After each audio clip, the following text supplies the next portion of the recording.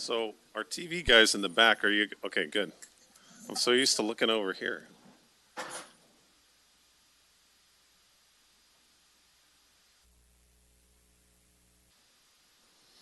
All right, good morning, everyone. Welcome to the meeting of the Tuolumne County Board of Supervisors for July 13th, 2021. Will you please join me in saluting our flag with the Pledge of Allegiance? Ready, begin.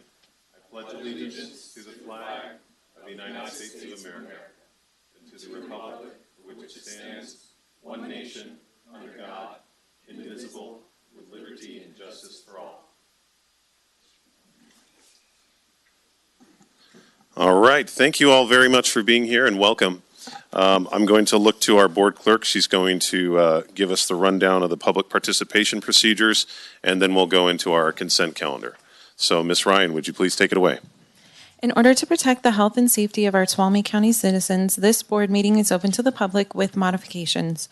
During the board meeting, citizens physically present who wish to provide public comment will be invited to do so by the board chair.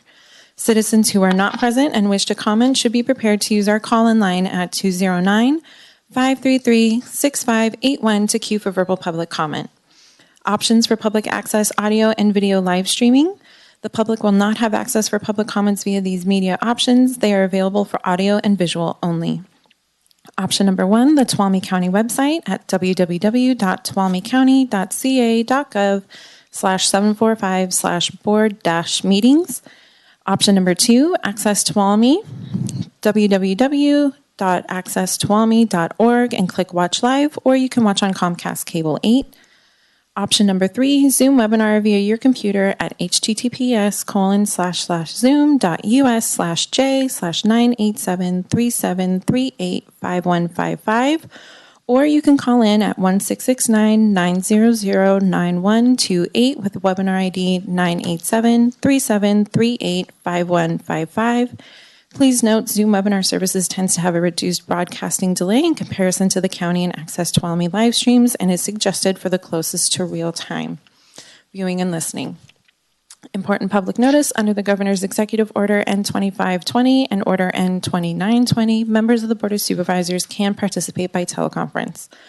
Accessibility requirements: if you need swift special assistance during the board meeting, please call 209-533-6581. Thank you very much. So at this time, we'll open to oral communications. Our board values public participation and encourages community members to take this time to provide comment on matters of county interest. This section is for comment not related to items on the agenda. The public comment time limit of 3 minutes per speaker applies, and no action may be taken by the board on topics discussed. Your board members are listening carefully to these comments and appreciate you taking the time to make a personal investment in our community. So with that, I'll invite anyone from the room to go ahead and come up to the podium and speak, and then we also have the phone lines open for people attending the meeting remotely.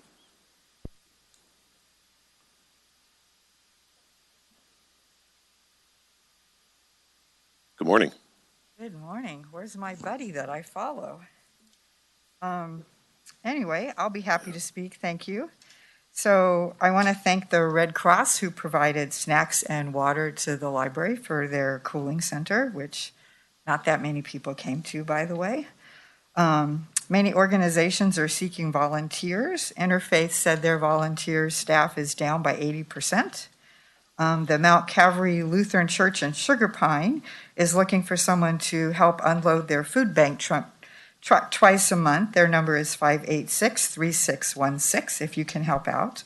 I see Bill Pooley here. I want to thank him and Jim Oliver for going on Motherlode Views, and that was certainly a worthwhile program that I listened to this weekend, and I listened twice.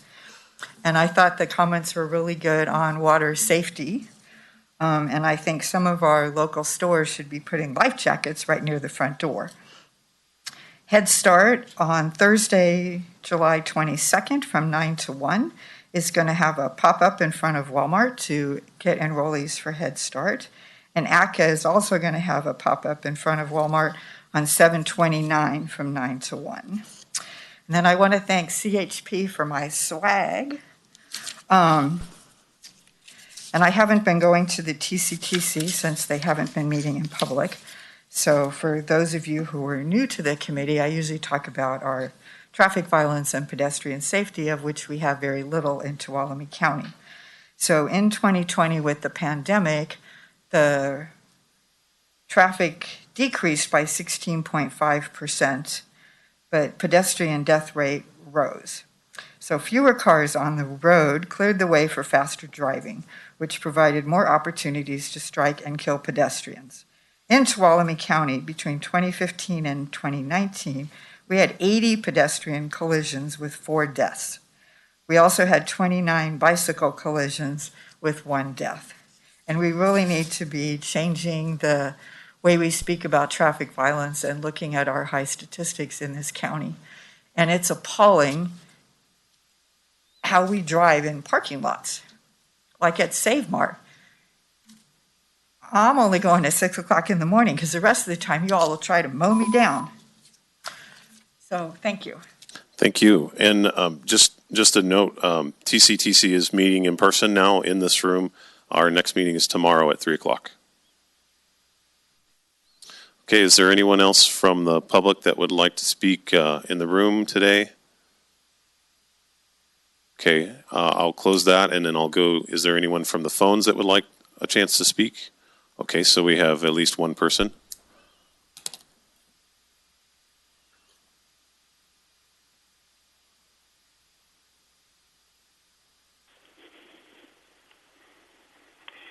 Hello. This is Tristan Celiata calling. I am protesting the requirement that all of the public participants, the verbal participants, public participants have to queue in the telephone line. It obstructs participation by them. And I don't believe that obstruction is necessary. The way you've got it set up right now, board members have full access via Zoom, but you're restricting Zoom access for the public. I don't think that's necessary. I don't think it's justifiable. I don't think it's explicable. And that's what I have to say. Thank you. Thank you. Is there anyone else that would like to speak? Okay. Well, thank you very much. We're going to go ahead and close the public comment portion and move on to staff reports. Is there any staff that would like to comment on anything that's not on our agenda today? Come on up. Good morning. Good morning. Good morning, Christina Herrera, Public Health Department. Over the past 3 years, Public Health Department's oral health program, coordinated by our program specialist, Amelia DeGolden, and the Tuolumne County Superintendent of Schools Smile Keepers program have worked together to create a unique partnership to improve oral health awareness in Tuolumne County. Together, the programs have worked to provide oral health education and services in the classroom and the community. The programs have been able to establish a partnership with the UC San Francisco School of Dentistry and UCSF Department of Dental Public Health, creating the opportunity to bring clinical expertise of UCSF dental professionals, dental public health students, and dental pediatric residents to the county and assist with preventive services. In 2020, the Smile Keepers program was awarded a 5-year grant to create a virtual dental home in Tuolumne County. This grant will allow Tuolumne County students to receive increased preventive dental care at school with the hope of reducing absenteeism and missed school days due to simple preventive dental services. Tenaya Elementary School in Groveland will be the site of the first virtual dental home, with services beginning this fall. The implementation of the virtual dental home has created an opportunity for more collaboration between the health department and TCSOS. Starting this fall, the grant will have a dedicated care coordinator to assist students and families with accessing dental care. This unique position is a shared partnership between the Public Health Department and TCSOS, which will increase access to dental care, resources such as social services and transportation that are available within the county. We are very excited about the opportunity to provide more preventive services to the children of Tuolumne County and look forward to getting back into schools this fall with the goal of expanding preventive dental services and virtual dental home within their schools. Thank you. Thank you very much.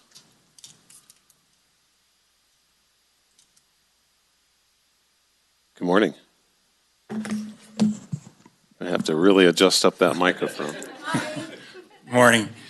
Eric Aiken, Library and Recreation Manager. Just want to come in and give you another quick update on where we're at with Library and Recreation. We are excited to announce that yesterday we opened our new hours at the Sonora Branch Library. We are now open Mondays through Fridays from 8 a.m. to 6 p.m., as well as Saturdays from 10 a.m. to 6 p.m. So those hours just started yesterday and will run from here on out. I also wanted to pass on the gratitude of those that were available to take advantage of the cooling center at the library over the weekend. And as Carol mentioned, we want to give our thanks to the Red Cross as well for providing snacks and water for those that attended over the weekend.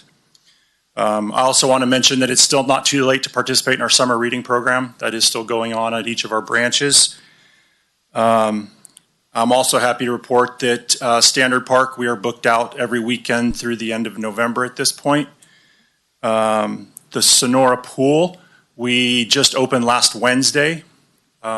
We are just started swim lessons there yesterday, so we were able to bring together enough staff to offer programming at the Sonora Pool. So we have our lesson program and our swim program going on. We just finished another lifeguarding class and are hoping to bring on some more staff to then the next pool we're looking at adding hours will be the Tuolumne Pool. Currently, right now, we're only open Fridays and Saturdays up there due to the lack of staff, but we're hoping with this next batch that comes in, we'll be able to expand some hours out there at the Tuolumne Pool as well. Community hall rentals, we're currently working on getting those open at this point. We're working right now closely with our IT department. The system that we currently use, if there's no activity within a certain period of time, the accounts get locked out. So since we haven't used the halls in well over a year now, we've been working with all of our users to get their accounts unlocked and ready to go. And our hope is within the next week or two to start taking reservations for all of our community halls and community meeting rooms. So we're hoping to get that going here pretty soon. We do have some more camps that are getting ready to start. We have a baseball camp. We have a tennis camp, volleyball camp. So we've got a bunch more of those that we just added and are adding to our programming as well. So thank you. Thank you.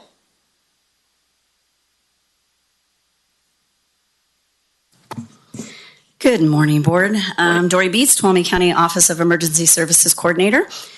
As you are aware, the National Weather Service issued an excessive heat warning that ended last night at 9 p.m. Tuolumne County OAS, in conjunction with Tuolumne County Public Health, work with our local partners to provide places to beat the heat at the following locations. Tuolumne County Main Library and their staff extended hours and opened up for Saturday and Sunday. And it looked like they had 5 folks on Saturday and 4 on Sunday. We then also opened up the Jamestown Community Hall, and it was open Saturday, Sunday, and Monday. And I'd like to really thank the Tuolumne County Sheriff's Community Service Unit for staffing that. They saw 3, 2, and 4, respectively, during that time. To our partners up in Twain Harte, the Community Services District had the Legion Hall facility open. And thank you to Twain Harte CSD, Twain Harte Fire, and their CERT volunteers. I do believe we don't have a daily count, but it looks like during that 4-day period, they saw 16 folks that came and utilized that facility. Then in Groveland, we opened up the Book Nook underneath the Groveland Library there for Saturday and Sunday, and we saw a family of 4 on Saturday and no one on Sunday. And thank you so much to Groveland Community Service District and Groveland CERT for volunteering and staffing that facility. OES and public health staff were in contact with our partners both in EMS and at Adventist Health Sonora throughout. We understand there were no admittance to the ER or the hospital for heat-related illnesses. There was one EMS call, and we really would like to thank our partners. First and foremost, the public health staff, Dr. Sojenko and the public health director, Michelle, and all of her staff for working with us and coordinating, to Tuolumne County Library for extending their hours, to Tuolumne County facility staff who made sure the air conditions were running in those facilities. They were called in on Saturday to fix a few things. To Tuolumne County Sheriff's CSU volunteers who manned our Jamestown site, and Tuolumne County Transit that offered dial-a rides to folks that needed it, to the American Red Cross, as stated earlier, who provided water and snacks to 2 of our sites, to Twain Harte CSD, Twain Harte Fire, and Twain Harte CERT, as well as Groveland CSD, Groveland Fire, and Groveland CERT for opening centers and manning those there. And lastly, I'd like to personally give a gratitude to OES staff, Tracy Williams, for incredible work that she did in coordinating and organizing, getting things ready behind the scenes. So thank you. Thank you very much. All right, any other staff reports for us this morning? Okay, I don't see anybody popping up, so we'll go ahead and close staff reports and move on to our consent calendar. Ms. Ryan, would you please read our consent calendar for us? Item number 1, approving the minutes from the July 6th, 2021 meeting. Item number 2, approving Resolution 63-21, authorizing the Department of Justice to process and release Federal Bureau of Investigation summary criminal history information for staff assigned as support to law enforcement agency. Number 3, adopting Resolution 64-21, changing the standard days and hours of operation of the Columbia Airport Administration Office. All right, so a short consent calendar today. Would anyone like to comment on an item or pull an item for further discussion? Okay. Is there any public comment on the consent calendar for this morning? Yes, there is. Your meeting minutes need to reflect the meeting as it actually occurs. And I never, ever come to this podium and identify myself. And just because you know who I am does not mean you can put my name into your minutes. So I want my name out of there. Give me 1 second here.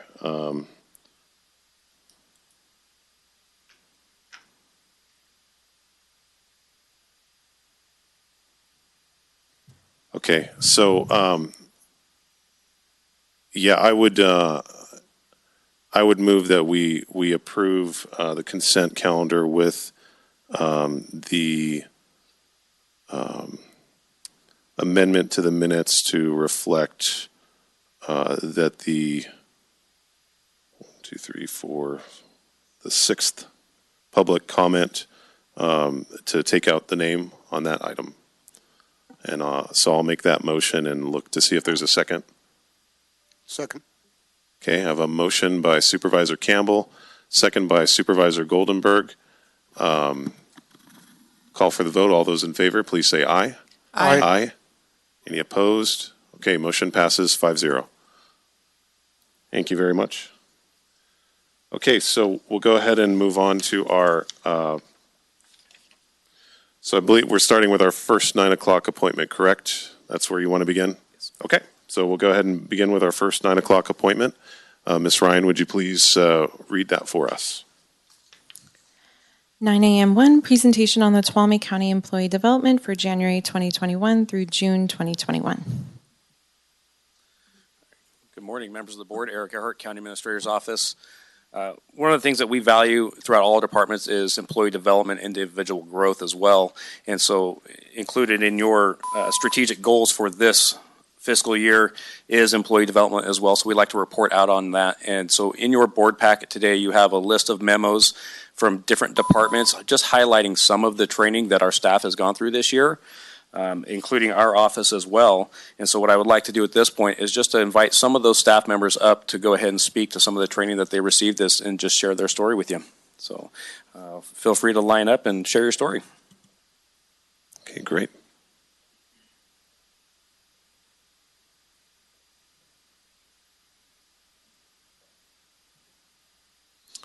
Good morning. Good morning. My name's Lindsay Lujan, and I'm an agency manager with Behavioral Health, and I was able to attend the HPO training in May. And I would like to start by thanking this board for supporting this training, and I appreciate the encouragement I received to prioritize this 3-day opportunity. HPO clarified for me that change can happen, but it does take time. Large systematic shifts changing how we do things is a slow process. The main example that was used during the training was around how a captain transformed his ship to operate through an HPO model. This shift took 7 years. Calling this timeline out helped me to understand that we can't make change overnight, but we also can't make change if we don't start. Transformation can start anywhere. HPO proves you can start in your role with your team. You can foster change today. HPO taught me the pillars of change involve communication, prioritizing trainings, engaged staff, and so many other things. HPO training gave not only me, but my teammates new strategies on how to be persistent in evolving how we do things and how we take small steps towards one big goal. The training gave our team language to help us talk through issues and create a shared vision for what high performance meant to us. Having the right words to talk about change is the first part of effectively communicating about change. So many times throughout the training, I was able to identify things that individual teams were already doing that aligned with the HPO model. We were able to bring these observations back to our larger team and talk about how to implement these small tactics to all programs and create consistency. Knowing we had already taken steps in the right direction was just as valuable as learning what next steps we need to take in order to do better. HPO sparks conversations amongst my coworkers that may have never taken place prior to this training. Not only are we applying these ideas that evolution in how we do things is possible, but for the first time, we have a shared language around it. We're making small shifts across the board with our management team and programs. We are seeing how we can use our existing meetings differently so that we can gain more staff input on new and developing projects. We are strategizing around how we can get more information out to staff consistently so we are all able to make more informed decisions in the programs we're in. We're looking into our own trainings to ensure our staff have the tools they need to be successful and effective in their current and future roles. Overall, I can see the shifts in our conversations at behavioral health, and I know, in one way or another, HPO inspired us all to take one more step towards positive change. Thank you very much. Move my mic back down. There we go. Christina Herrera, a program supervisor at Public Health. I also attended the HPO training, so everything Lindsay said. So we recently attended the HPO, so the High Performance Organization training, which was a very illuminating and energizing experience. I left with 3 pages of ideas that I was very excited to implement, so I actually enjoyed this one. I started with the county a little over 10 years ago. And early on, I attended a training and was presented this quote: "If you want to build a ship, don't drum up men to gather wood, divide the work and give orders. Instead, teach them to yearn for the vast and endless sea." At that time, the quote was inspiring as a public health professional, because rather than telling people, eat healthy or quit smoking and do this and do that, in order to work towards a healthier community, we have to inspire those to want a healthy lifestyle, to envision what a thriving, healthy lifestyle looks like for themselves and their families.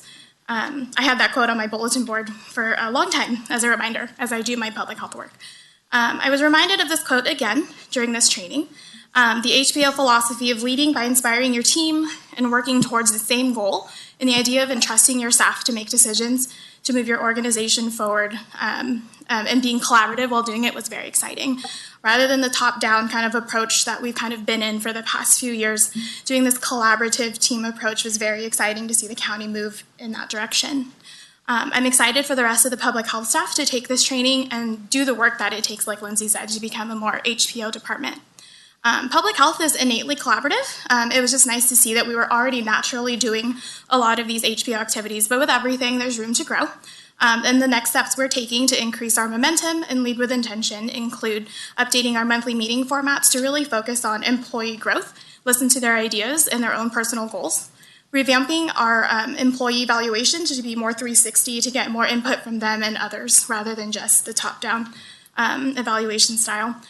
Really reviewing our public health mission, vision, and values. We were asked what our county mission, vision, and values were, and we knew we had a poster somewhere, but we couldn't actually remember what they were. And so working with our staff to kind of review that at our next monthly meeting and look at what day-to-day activities we do to support our mission, vision, values as a team. Just continually assessing communication with our department and look for ways to improve, because there's always ways to improve communication. Encouraging the think like a captain mentality and finding ways to support staff competency and clarity. They really emphasize this during the training and thinking like a captain. And so as a leadership team, looking at ways to keep our staff situationally aware of department activities, looking for ways to support them in professional development, and then making time to listen to their ideas. And most importantly, we would like to be more intentional about scheduling what the HPO training called Q2 time, which is the time you need to set aside to think and strategize long-term goals and really look at everything as a whole. With COVID and all our public health programs, as you may know, it's easy to get caught up in the urgent little emergencies, putting out fires, heat waves, cases. And so really setting aside that time to think and listen to staff and do that long-term planning is something that we're really eager to do. Overall, over the course of my 10 years almost here, it's very refreshing to see the county move forward with this HPO focus. I believe that over time, as each department moves towards this HPO goal, that staff retention, workflow, and morale will improve.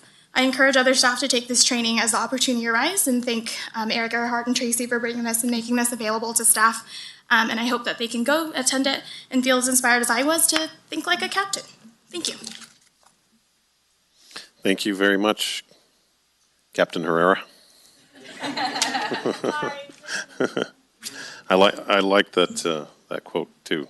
So. Good morning. Thank you for allowing me to be here. My name is Jennifer Ankley, and I'm an eligibility specialist trainee at Social Services. A few weeks ago, I had the privilege to attend a training that was given by UC Davis. This training was on implicit and unconscious bias.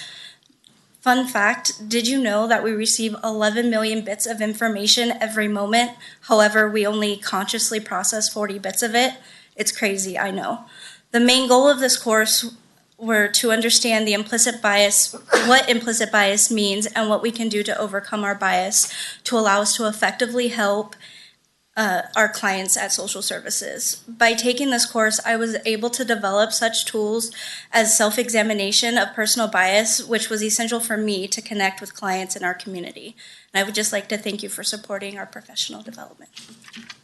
Thank you so much.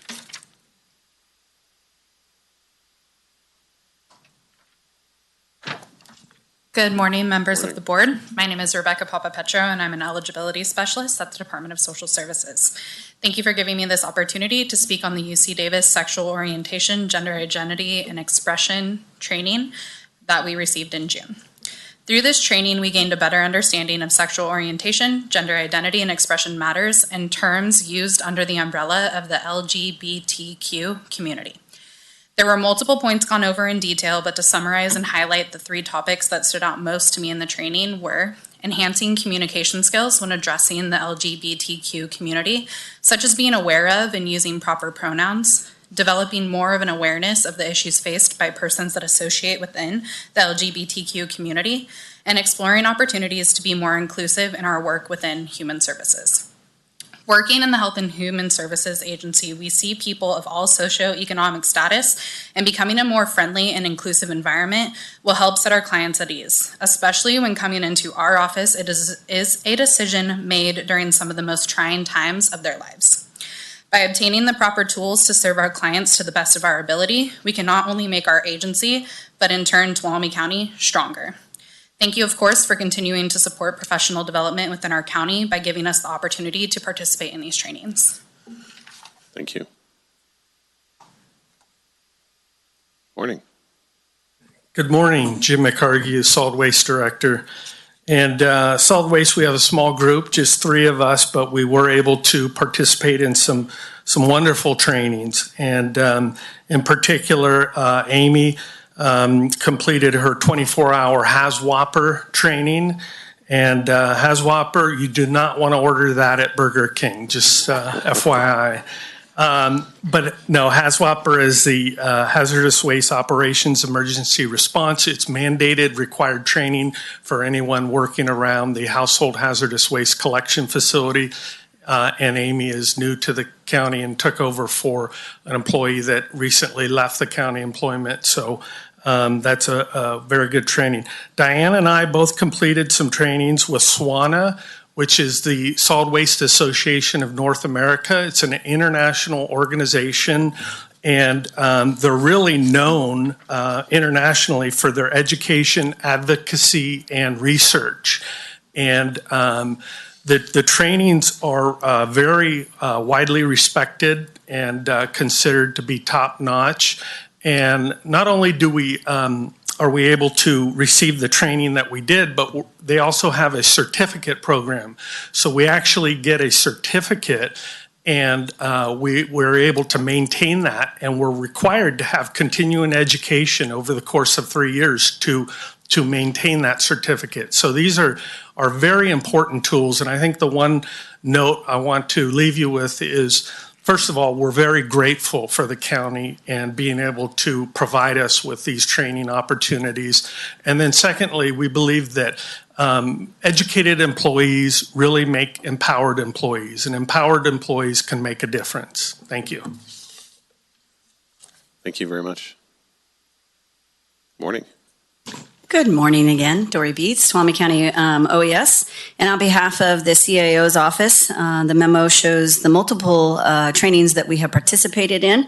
I'd like to focus a little bit on the OES side with 3 staff, 2 of which had really never had any training in incident command or EOC tabletop and wildfire exercises. They have jumped right in and attended multiple of that.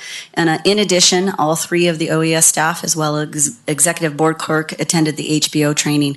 And we cannot say in the CIO staff how important it is, and also within OES, that training was not only for us as individuals, but for our department, as well as what we work towards steering the county to a collective high-powered organization. So we want to thank the board and the CIO's office, both Tracy and Eric, in making that available to staff. It is really important, and as the other staff has said, and as a new staff member to the county, it's very important that we empower our employees because we will get a better product. Thank you. Thank you. Good morning. Greetings, board members. My name is Trevor Gregg, supervisor of the IT service desk.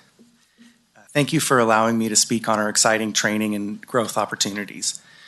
This year, since COVID, many of our in-person events went online, so we took advantage of low-cost or no-cost options to attend multiple security and CISDA conferences. By the way, CISDA is an organization of county IT departments. We continue training from the ground up, teaching and mentoring our junior team members, and we have access to multiple online training platforms where we can study networking, databases, service desk operations, and other non-IT related courses such as leadership and project management. This last year, we received 18,000 in credits from our Microsoft training, which we took advantage of. We continue to work on our advanced skills training in our enterprise level products. Our Office 365 administration, which is critical to our continued operations, we were able to send multiple members to that training. We've also had training in SCCM PowerShell, which is critical for one of our key pieces of infrastructure, as well as SharePoint training for the up-and-coming county intranet replacement. With a focus on individual leadership and personal growth, we've seen tangible benefits. EQ training, otherwise known as emotional intelligence, has resulted in greater team cohesion and trust. We even have team members engaging in a 6-month personal coaching from a professional coach. We've also embraced HPO training, experimenting with leadership teams. Our director has also completed the CISDA Technology Leadership Credential Program, which includes 5 non-IT and 5 IT courses.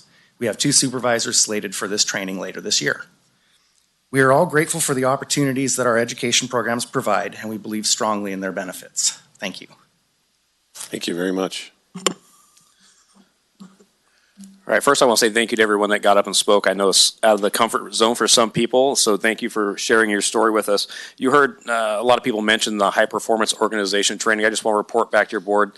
we now have probably in excess of 200 individuals in the county that have either been through the 3-day, the 1 week, or the 2 week course. So, and we actually have some more scheduled later this year, so we continue to push that out. It really is about inclusive leadership at all levels, as well as just that collaborative approach across all departments and organizations. So thank you to everybody, and thank you to your board for continuing to support employee development and growth. Thank you. Thank you very much. And yeah, I agree completely. Thank you to all the staff members that came up to speak. So I'll look over here. We'll mix it up a little bit. Supervisor Goldenberg, would you like to start? Yeah. Training's, excuse me, training is critical component in having our employees not only maintain their skills, but to increase their skills and to grow. And I, my background in the fire service training had a lot of serious implications. There was safety stuff, and we certainly had that in the county government as well. Training is expensive, no doubt. It's a commitment, and it's a commitment that I'm really glad that this board has agreed, to do and to follow up on. It just really, provides some credible value. So thanks, to the admin side for arranging a lot of these things. It takes a lot just to do that. It's not easy to just throw it out there. It takes a lot of coordination and effort. So thanks. Thank you. Supervisor Brandon. To what Deputy CAO Earhart said, thank you to everybody that got up and spoke. I know it can be kind of intimidating at a podium, but I'm really happy to hear that you were able to go to a lot of these conferences and I think help in building the team mentality we got at the county. We're here to serve the public and to do good work. And the more we can do that together and I think empower our staff with the skills, I know certainly, in the last decade or so, I was able to attend a lot of conferences and stuff that were new to me, a lot of trainings that really opened up my eyes, how to communicate with people that are different than me, and how to be able to have a leadership mentality. It's something I'm still working at every day, but it was extremely valuable space. And so I'm really happy that we were able to have that for a lot of our staff and hope we can continue doing that for our organization. So. Thank you. Supervisor Kirk? Sure. So I heard some keywords: more staff input, low cost, no cost options for training, which is awesome. More trust among staff. I know the roads department didn't get up, but I'm looking forward to someday when it's on there and it says that they did training on how to run a hot patch machine, which is coming. Herrera kind of hit it on the head. Inspire a healthy lifestyle. I think I'm super stoked that Riggs and Eric are implementing this high performance organization thing. It's going to take time, like Herrera said. Some of the organizations that you look into, I think she had mentioned, take 7 years to really turn the ship. But that's kind of what it's all about, is inspiring. So this weekend I took my daughter on an adventure date, and on Sunday we were driving back and we missed church, so we listened to a podcast, Andy Stanley, and he was saying, how do you win in life? You got to define the win. So if it's in your marriage, if it's in your career, if it's in your children, you got to define what the win is, and then you set your steps in order to obtain that win. And so that's a lot of what this organizational stuff is all about. We have wins defined from the board right here, and then you guys are the experts and you figure out how to obtain those wins. But within each one of your departments, you guys know the specifics. You know what the win's supposed to be, for instance, to be a healthy community. So we're going along with that blue zone conversation, Herrera. And that's going to be a long-term goal, but it's going to be how to inspire people. So I like where the ship's headed, and we'll just keep on chugging along. And thank you, Eric, for just keep pushing the training on people. So that's it. Thanks. Thanks. Supervisor Half. Yeah, so it's very heartwarming for me to hear all the different training, and it's not really training that the staff is getting. A lot of it sounds like it's development, personal and professional. And that really warms my heart, because hopefully for most of you, it's not just a job. It's something more than that. I want to highlight the high performance organizational training. when I came to the CAO's office as a senior analyst in 2007, I went directly to lead training in Virginia, which is high performance organizational training. I went with Anne Fremd. And we came back, we were so jazzed and so excited to pour some of our ideas into the county, only to be told, oh, we're not doing that. So you can imagine my excitement and my joy to find that over 200 people now have been trained in this, and we are moving forward to truly develop a high-performance organization in the county. And I don't need the community to know that term. I just want them to start seeing the difference. And I'm just really excited about the opportunity here. Thank you. Thank you. And I agree with everything the other board members said. The only thing I would add is that, you can't just roll out of bed one morning and decide that you're going to be an eligibility specialist. You can't just wake up and decide to be a behavioral health clinician or in solid waste. It takes a great deal of education and training and experience, and we have we have probably the best trained, most experienced organizations in the county. And the difficult thing is that a lot of people don't consider is that once you go through all that work and you get that training and you are an eligibility specialist, or you are, working in solid waste, or you are a probation officer, it doesn't end. You have to keep it continue. The legislation changes, laws change, best practices change over time, and so the education has to be ongoing. And so I really applaud CAO Riggs and Eric Earhart for spearheading this, and I'm very grateful for staff for taking advantage of it and squeezing everything you can out of that training, because if we're all pulling in the same direction, it makes us a much more effective organization. And ultimately, that benefits the people that we serve, which is, we never forget that. And especially, those of you working on staff, it's about the dedication to the people in the community. Otherwise, you wouldn't do this. If you didn't care about your community, you'd find something else to do. But so anyway, sorry, I always gush when I'm talking about you guys, because I really can't. I can't say enough for our staff. I think we've got the best group of people in the whole damn state. So I'm going to look and see if there's any other public comment. Anyone from the room like to speak, or anyone on the phones?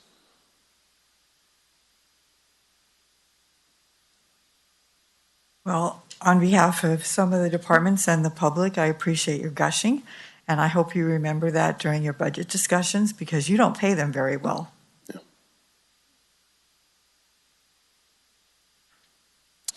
Any other? Okay. All right, we'll go ahead and close public comment. Would you like us to take any action on this, is this information only? This is information only. Okay. Thank you. All right. Well, thank you very much. We'll go ahead and move on to our next 9 o'clock appointment. Would you please read that for us, Ms. Ryan? 9 a.m., item number 2, presentation on the Youth Sports Foundation of Tuolumne County on their response to the request for proposal for the lease and operation of Standard Park. Good morning, Liz Peterson with the County Administrator's Office. I am pleased to, introduce folks from the Youth Sports Foundation who are here this morning to give a presentation to your board about a proposal that they submitted. Staff, we issued a request for proposals in May for consideration of leasing and operating Standard Park, which is a county-owned facility, county-owned and operated facility. We received one proposal from Youth Sports Foundation, or YSF, as we call them. So they are here today to present kind of the high level of what that proposal was, and specifically to discuss their vision for Standard Park, the services that they will offer there, and then the benefit that YSF will offer the community if they are awarded the contract to operate at Standard Park. So this is going to be a presentation, and then it'll be open for your board's discussion to provide any further direction that you may want to provide us. So here is Brandon Meyer. He's the president of YSF, and some of his team behind him.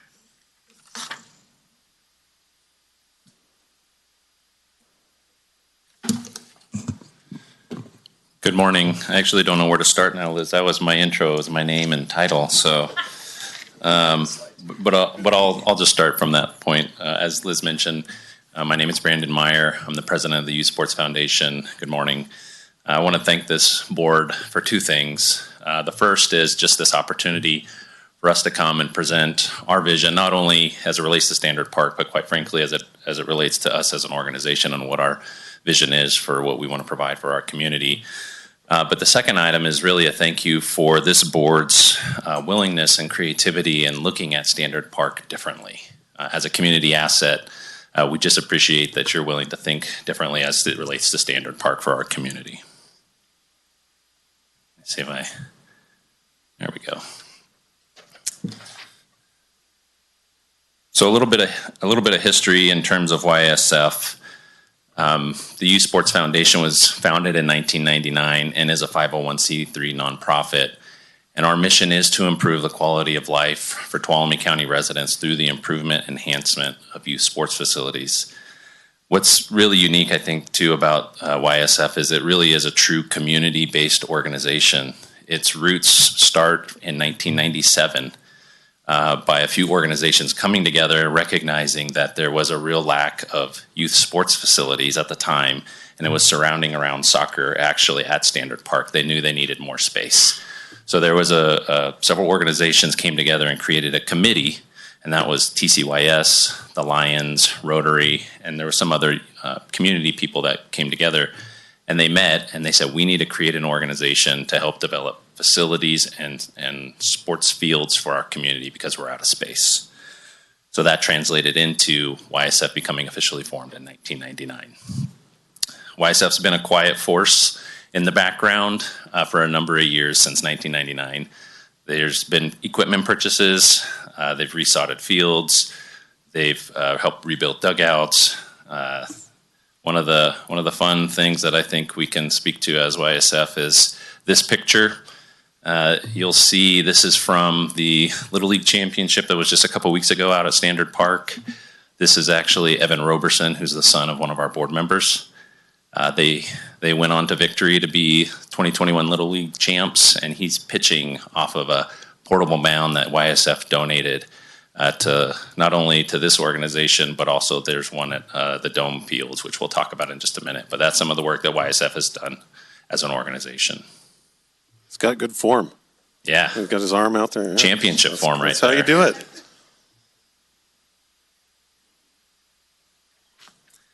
This is just another picture, and I just wanted to highlight a couple things here. One, obviously, is the use of Standard Park. The other is on the far left-hand side there. That's Jesse Oliva, one of the coaches for this team, is also one of our board members. So we're really proud of their victory a couple weeks ago.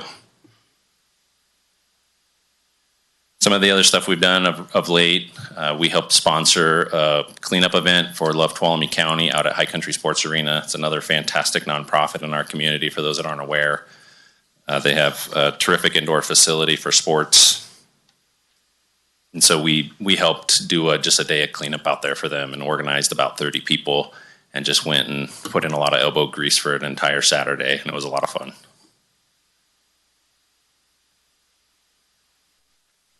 The biggest, I guess we'll say the biggest, I think a lot of what YSF has done in the past has been impactful, but I'd say the largest monetary value that YSF provided our community is they obtained a grant from Major League Baseball. I believe it was 2013. It was a multi-year project. So it was around 2013, $150,000 from Major League Baseball.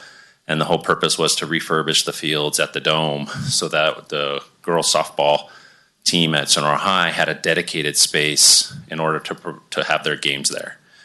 The corollary benefit there for our community is that the Sonora High and YSF entered into an MOU that was 10 years long that provided for those fields to be prioritized for youth sports when not being used by the school.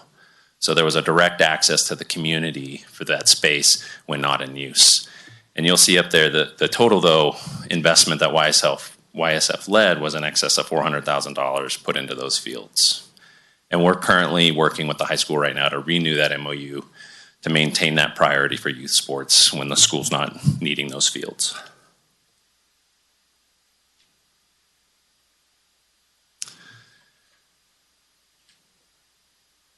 This next slide provides a little bit of background on who is on the board with YSF. I won't necessarily run through all these names. You'll see, though, that it really is a wide array of experience and diversity with our group. For us, what's important is we're all young local families that live and work here, is really what this slide helps represent as well. We have 9 board members. I'll introduce those that are here. Unfortunately, prior commitments, we couldn't get everybody here. We tried, but we have Jimmy Nixon, Brian Walbrink, Joe Plume, and then back there is James Evans.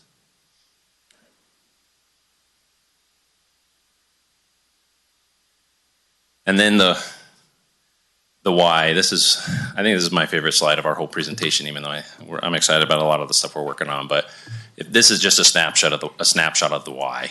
The quick math is 20 kids, so you guys don't have to sit there and add that up. But we all have school-age kids, and they are all active in youth sports. Every single family has kids involved in youth sports, and every single family has parents that are actively coaching in some aspect or another. So that is really what is driving us in our projects and our vision for Youth Sports Foundation.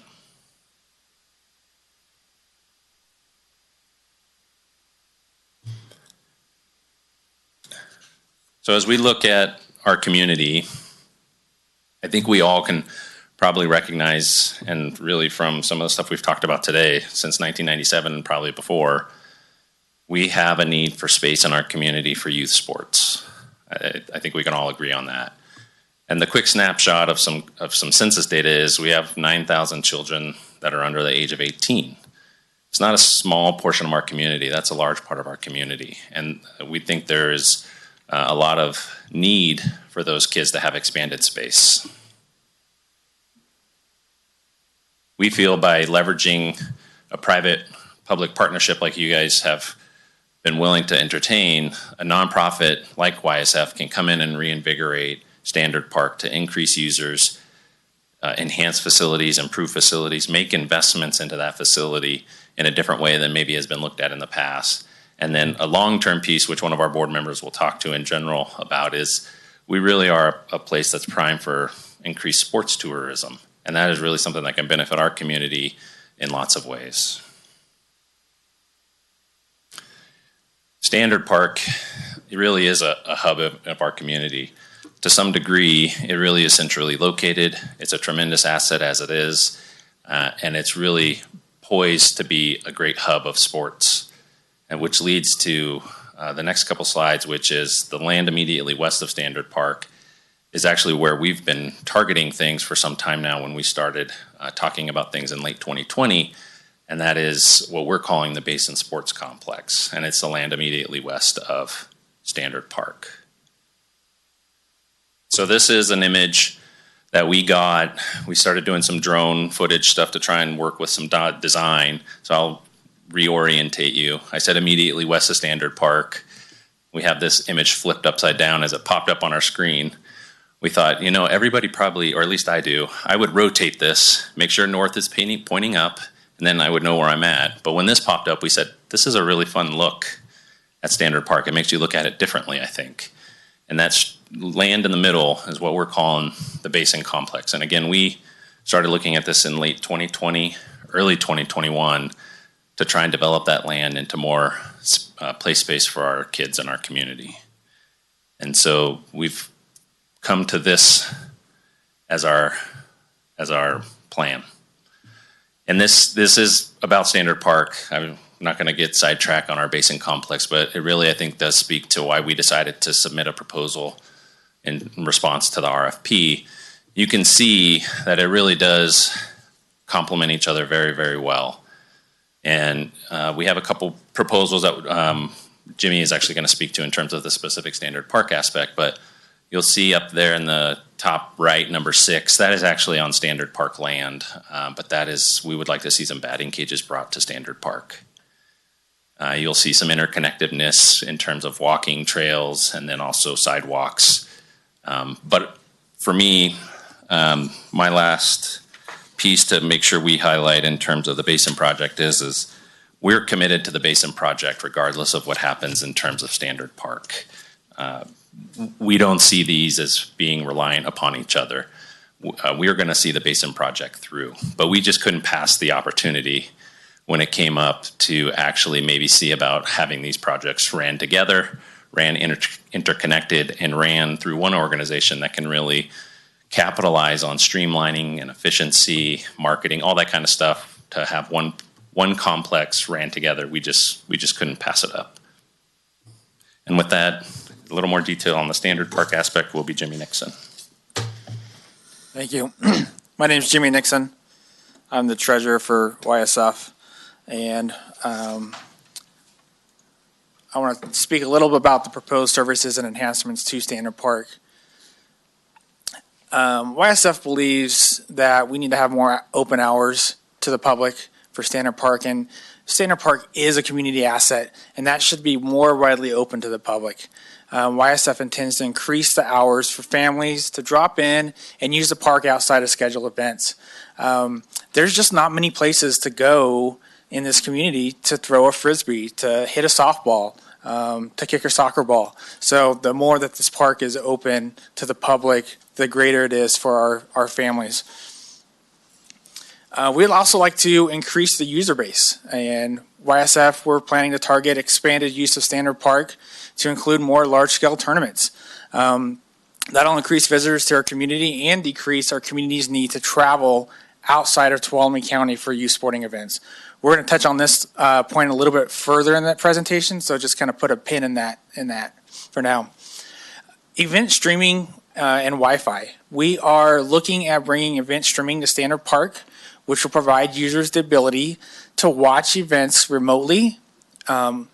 We are actually working with a vendor currently that will set up the infrastructure, and it will not cost the county any general funds, will not cost YSF any money, nor the players who are participating in the sport. So it's all based on ads and user generated on the user side. Additionally, we'd like to see, as part of the infrastructure, bringing high-speed public Wi-Fi to Standard Park for parents who are, sitting watching and potentially maybe live streaming their kids' game from their perspective.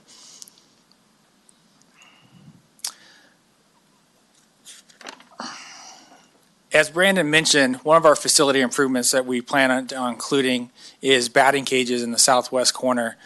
This picture here that's coming up eventually. Yeah, maybe.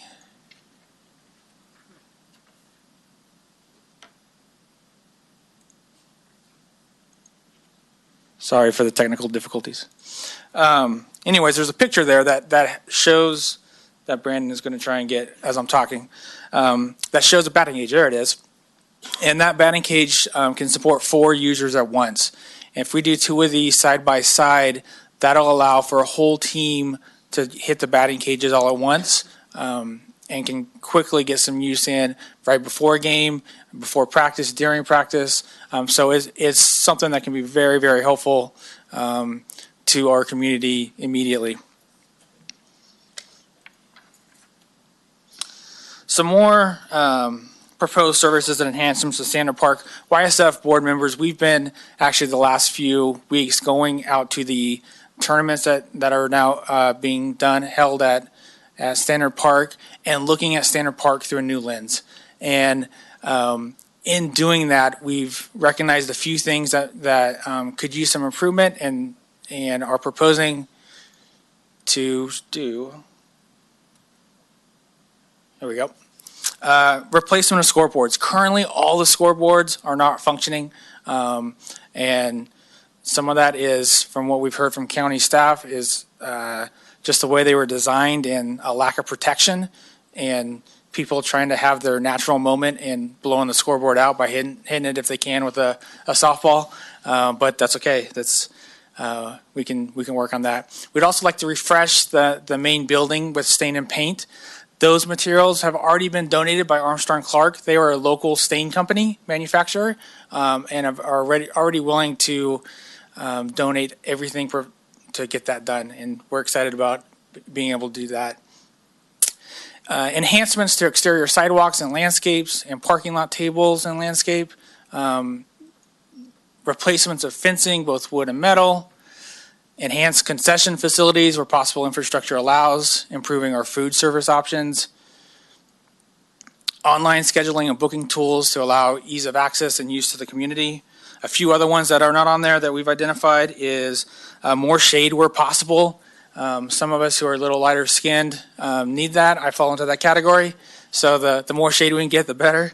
Taller lights. The lights right now are great, but if you're a user and a softball or baseball is hit too high, you either lose it in the lights or it just goes dark for a little bit, which is not fun if you're in the outfield. Also increasing the picnic tables and barbecue capacity outside of the gate, but inside the parking lot.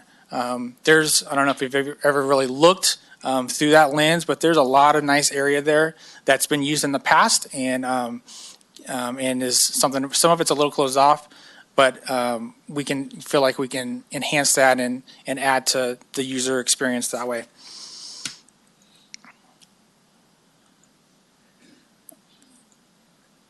And then another community benefit that we think YSF can help out in is that we are committed to funding scholarships to local families needing assistance in accessing youth sports programming at Standard Park. No child should be left out of sports because of their social economic background. And we want to be able to provide scholarships when those opportunities arise and are committed to doing so. Through a short-term lease, the County of Tuolumne can support improving a community asset and reduce both the general fund cost and workload on strained county staffing and resources. I do want to take the time to commend county staff on the reopening of Standard Park. They have done an unbelievably great job with it. It looks great. The parking lot looks great. The landscaping is in good spots. The field itself is spectacular. So they do deserve a lot of credit for getting that open and having it booked out through November. That is very exciting to hear. So right now I'm going to have Brandon read the letter of support from the current people who run the Snack Shack and the vendors that the county has agreed on, Jen and Joe Weber. Thanks, Jimmy. So this is just a letter of support from Joe and Jennifer Weber, and it says, Dear Board of Supervisors, as the current concessionaires at Standard Park, we fully support Youth Sports Foundation having the opportunity to lease and operate Standard Park as we feel it would greatly benefit our community and the park. Sincerely, Joe and Jennifer Weber. And then we'll hand it over to Brian, who's going to talk a little bit more on the non-traditional and sports tourism aspects. Good morning, everybody. Just want to thank the board just for the opportunity to be here today in front of all you and all the great things you're doing. Special thanks to Eric Aitken and Liz Peterson for all their help on this one. Let's see if this is going to work. Just want to take over there. I only have 4 slides here. There we go. Go ahead and click all the way through. This is really a community center approach. We want to maximize opportunities and really focus on bringing the fun back with this. We want to look at the non-traditional uses for Standard Park, including farmers market, outdoor concerts, food truck events, which are a great draw and can be combined with other sporting events. They go really well hand in hand. And then community events, private events, and then, of course, the coveted Santa fly-in. Hopefully we can get that back sooner than later. Go to the next slide. Here's another exciting one. This is the long-term vision of YSF. You can click through, Brandon, if it'll let you. We're always going to advocate for youth sports for our community, and we're going to strive to have world-class facilities up here in Tuolumne County, as we'll touch on sports tourism in just a bit. But our goal with this vision is to have a 150,000 square foot indoor basketball, volleyball facility that would give you 6 full-size courts and for basketball, 12 courts for volleyball, ideally situated near the Standard Park and the Basin Project to try to start really expanding the sports footprint on Tuolumne Road. When you're dealing with large tournaments, really the bigger the better. If you have 6 basketball courts, you can start getting into some of the Western regional tournaments and start applying for those and really trying to go to that sports tourism. If you want to go to the next slide. So now more than ever, kids need sports. Arizona, Nevada, Utah have seen explosive growth just by having available facilities in the last 12 months. On another note, it's been known for years that Tuolumne County and the surrounding foothill communities have a higher percentage of per capita athletes. We believe that the outdoor lifestyle is a natural draw for athletes and their parents. And for decades, our top athletes have been diluted down into valley sports, and then if they're very good, they go into the Bay Area. So for the first time ever, we're seeing a shift from urban to rural, and I think we can capitalize on this and really create facilities that are 5-star, high class, and really trying to draw some of the athletes. As you know, everything's pretty much still shut down in Bay Area, and a lot of Bay Area athletes are spending their weekends driving right past us to Nevada, or they're going down south to Arizona. So I think there's a really big opportunity for sports tourism as we're moving forward. If you want to go to the next slide. So naturally, we're a tourism destination, and I think on the sports tourism, the main focus would be to help increase the presence of TOT tax with this. So increase venues, and this is a longer term, 5-10 years, but really focused on more RV parks. And like I said earlier, the bigger you have, the more people you can house, the larger tournaments you can sign up for. So right now, we're kind of on the radar for local, county, and sectional. If we add a few more fields, and I think the expansion of the Basin Project, we're starting to play at that state level. And I know a lot of people from the Orange County area and the Bay Area, and I've talked to them. They would choose us first rather than traveling to. Some of them are going to Utah. That's a 12-hour drive on a Friday afternoon for a 2-day tournament. So I think this is more trying to get the mindset, for the county on this community-wide vision, and just increase in places to stay for us. If you want to go to the next slide.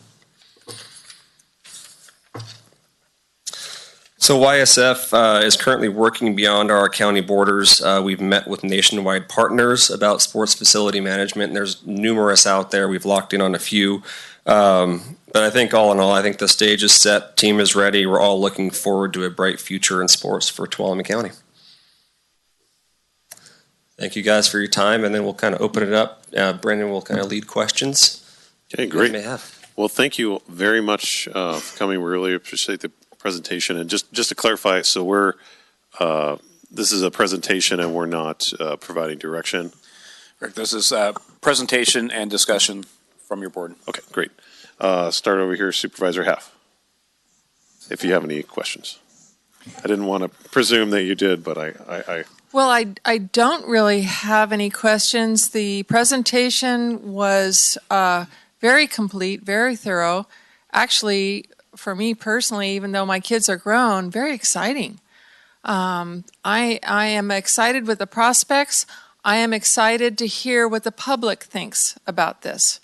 And I really don't have any questions. You guys were thorough. And, I wanted to say that,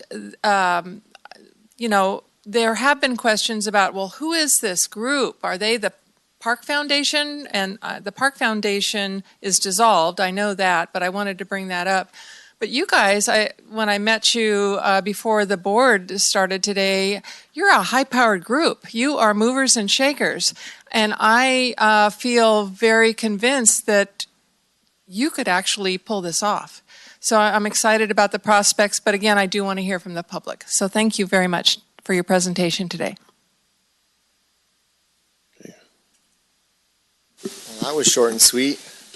I do have a couple questions. I do have some comments, so I'm just going to go through it. First of all, thank you guys for being here. This is bigger than just our board, I think, making a decision. That's why it's really important that the public hears this. A lot of questions I had from previous conversations were answered in your presentation, so I hope we didn't steal your thunder with you guys giving away all the information, but it really helps us know what you're about, where you're headed, what the intent is. And yeah, you guys are movers and shakers. Yes, you're all successful people. So when successful people come into government and they want to implement something, it's very exciting because usually it'll be successful. So with that being said, I'm just going to go through a few of my notes. I do have a couple questions, so just bear with me. Let me see here. One of the things you brought up with the baseball, with the dome, you said that you guys had an MOU in place for the local kids to play, that they always had priority, correct? So where you guys are headed with this is really big and really awesome. I think the question that our board, we all might have, and maybe some of the community is, what happens if you get that big and you get that successful? What will happen to the local kids? Will they still have access, priority to do all those things that we talked about at the beginning, as you move forward? Right. Yeah, absolutely. That's a great question and great point. For us, this really is a community focus. This is about making sure our community and our kids have access to these facilities. I think the problem a lot of us run into in these types of things is sustainability. So we have to be big enough to be sustainable, but not so big that we become lost as the community and access to these facilities. So that is something we're very cognizant of. Everything we're doing is to get to sustainability. This isn't a growth model, a profit model, a business model. This is looking at a community asset from a business perspective so we can hit sustainability. And if there's excess, then we can reinvest it right back in. But this is a community asset. And if I can just maybe speak to the idea of trying to get this accomplished. For us, when we first started talking about some of these projects, we had people say, this is going to be great. Your kids' kids will really enjoy it. And we heard that and we laughed and then said, well, gosh, that's probably true. But the more we get into this, the more we actually feel like we can actually see our kids benefit from this directly before they're, out of the house and off to college and using facilities somewhere else. So yeah, we really believe we can do this, and it is going to be community-based and community-centered. So then in that tone, is it possible that somehow an MOU or some sort of understanding could be that the local kids would always have some sort of, it would be built in that priority? That's what it sounds like we could possibly I think we would always be open to that, and we would really want to try and find ways to prioritize that type of access. Okay. Sure. One thing that you guys said is we have about 9,000 kids under 18. I did the math on it. I think if we did what your terms were before, I'm just throwing this out there, it's about $18 a kid. So I'm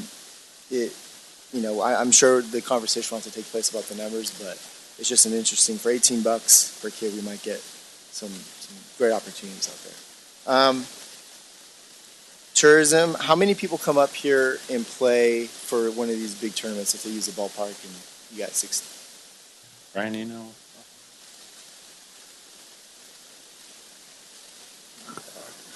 It can just be a general shot. Yeah, so right now there's not a whole lot. We're really handcuffed by the amount of fields we have. So we're dealing with kind of local, county, regional tournaments. But as Eric just reported on, the standard's full all the way through November. So this is the gem up here. This is where people want to be. People don't want to be at Rainbow Fields in the Valley when it's 110. They want to be up here in the shade at this facility. So I think we're really the sought after beacon, and everybody else is kind of second from what I've heard. What I was kind of getting at is if you get people coming from the Bay or Orange County, they're going to be coming up here, staying in hotels, going to local diners and whatnot. So from a community support point of view, from economics, do you have an idea of how many people will come up for a tournament like that from the Bay Area, LA? It really is depending on the fields. If we're just with this basin complex on the soccer side, you could be looking at 8, 12, 16 teams. That's a smaller tournament. When you get into larger fields and teams, you could be talking about 32, 64, and that's really more of the regional side. So really, even 16 teams, you start running the numbers on that with parents and kids. Could be 1,000 people in a weekend if you get more of the higher side. Right, and for anybody coming from out of town, that's just a benefit to the community for TOT, for dinery, for food and whatnot. And thank you guys for reaching out to Weber.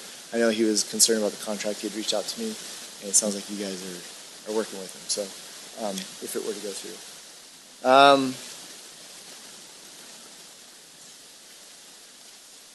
What's that? It should be on. Can you not hear me?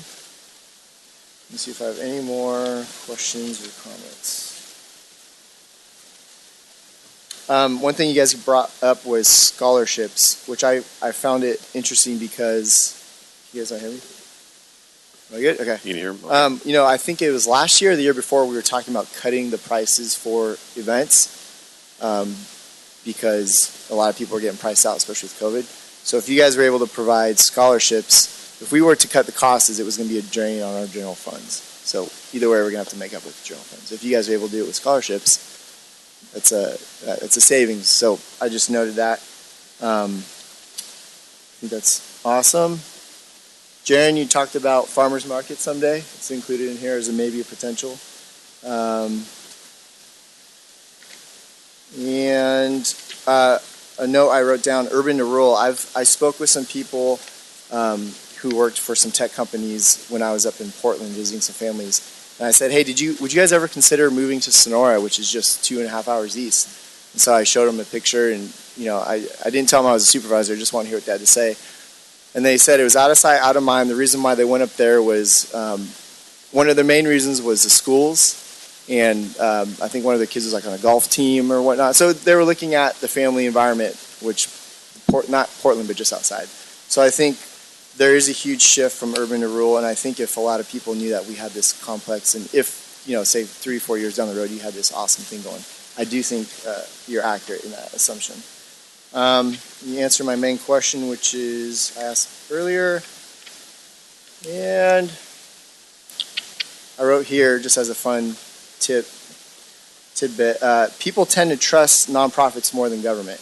So I think if we agreed to this and we were able to get the numbers right, I think there'd be a lot more support coming and donations from private individuals. And I think people would get behind this more than if perhaps the county tried to do something. I'm just being real. But again, we'll have to hear from the public. I just want to put my 2 cents in there. And thank you guys for being here and for taking time out of your day. So.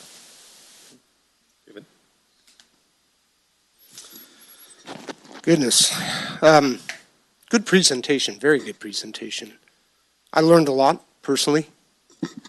And, you know, I think your vision is impressive. But more importantly, I see that it's achievable, right? You know, this can be done.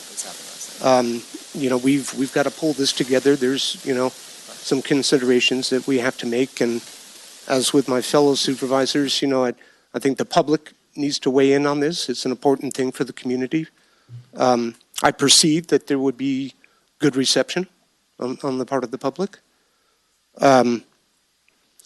You know, it's important to take a measured approach, and I think that this is carefully thought out, and I see that in where you're going with it here. I, too, like the ideas of the non-traditional things, the farmers market, concerts and stuff. It becomes more of a community-based center. I've got a little personal history. You know, my son played youth soccer for a number of years. He's 35 now, but it was an important part of his growth. He no longer lives in Tuolumne County. He's been gone for a bit. I actually moved to Arizona last week. But my grandson will be 7 next month, and I'm sure, you know, that he's going to get involved in sports down there. And I played adult softball, you know, out on those fields for a few years, you know, back in the 80s, you know, mid to late 80s. And so it, you know, it's just, I've got really good memories, you know, from my life and my son's life. So thanks for everything, you know, that you're looking forward to doing and where you're going with this. And yeah, we'll have some decisions to make, but I really like what I'm seeing here. So thanks. Thank you. Great, okay. Well, first, thank you for coming in and presenting and all the work. I mean, this is, as you mentioned, a couple decades, I think, in envisioning and ideating, and to finally be at the point, especially with I think the work you've been doing on the Basin Complex, too, to see this all come together in a time frame that your kids can be able to use it, I'm sure is pretty special. I really like the concept because I think it's an ambitious expansion of services in this county. It's being able to provide a lot more facilities. I do have faith that, you know, people do like nonprofits. You do have a history That goes back more than just a few years. You got a couple decades of doing this. You got the expertise. You got, I think, people who are proven fundraisers, and so there's a lot going in that's, I think, really advantageous.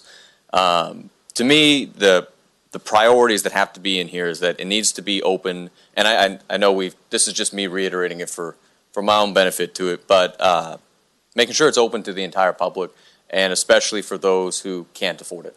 That's something that I think has to be incredibly important, and I think you've taken that into consideration. It's also important to me that for the county, I think staff do a great job right now and do run an excellent facility. If we're doing this beyond just expanding the services there, it's important to me that this reduces cost on the county side, because otherwise we may lose some say over it and yet still be spending the same amount. So that's definitely something I'm paying attention to, because I think there is a lot of revenue potential with this, bringing out of county, folks up here for tournaments. I saw some pretty tasty looking pretzel burgers, I think it was, right, on concessions.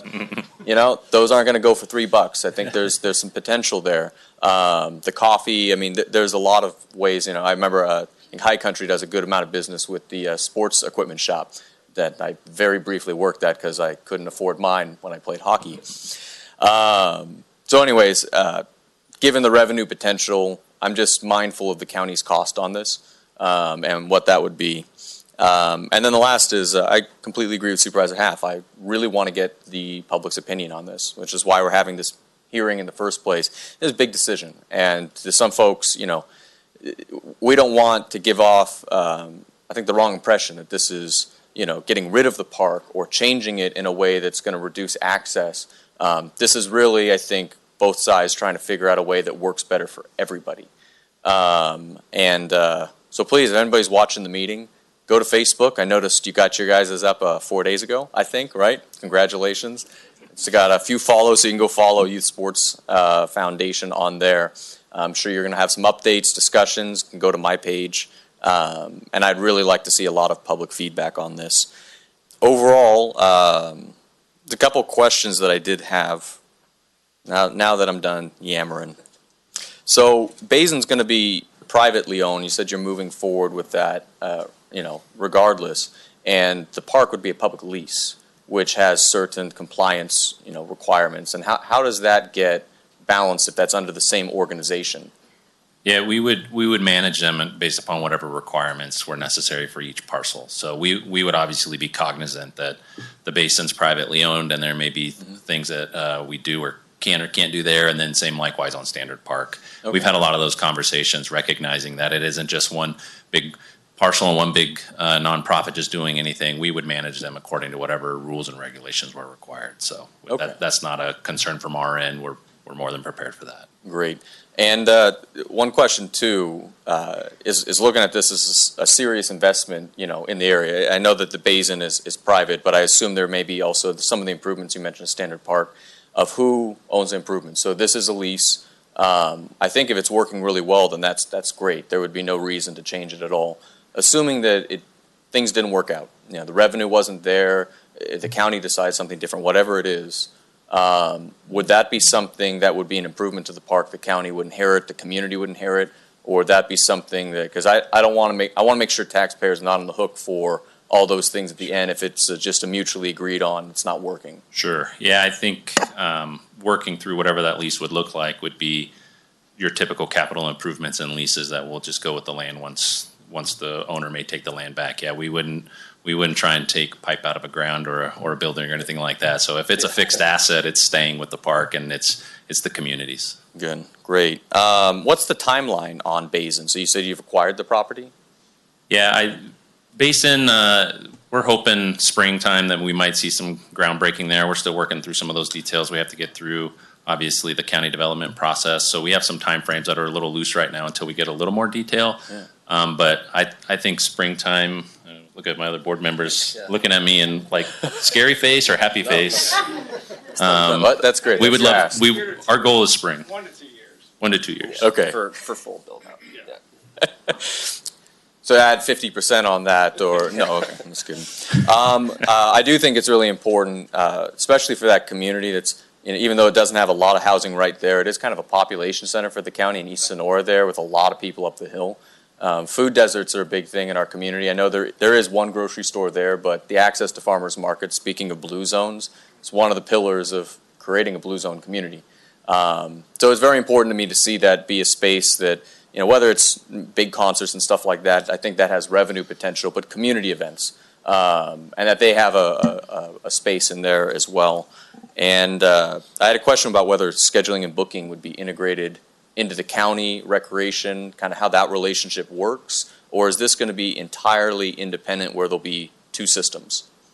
Yeah, I think we envision that as being a separate system. So we would just manage a technological booking reserve system, maybe even some team roster building type stuff down the road, but we would manage that system separately as just part of Standard Park. And then however we can integrate with Parks and Recreation to make either that process seamless or work with staff to make sure it's easy all the way around as they want to try and access the space or a program wants to, we would absolutely do that. But I think for us, we would want to see that separation so that way we can go find a system that works best for the needs of Standard Park versus trying to fit into maybe a legacy system at Parks and Rec. Not that we couldn't do it, but I think from an efficiency perspective, we would just want to work together. Great. And I just had one last question. This all seems to be, especially with the experience you bring and the resources, very achievable.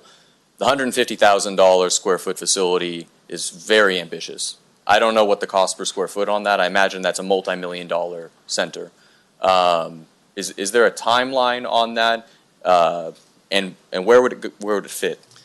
So the indoor facility is really that's well said. It's a very ambitious, no time frame project for us. I mean, some of this stuff we're talking about is like Brian mentioned, a 5 to 10 year plan. We just see the value of not only those types of facilities for our community, but what it can bring in to help provide sustainability.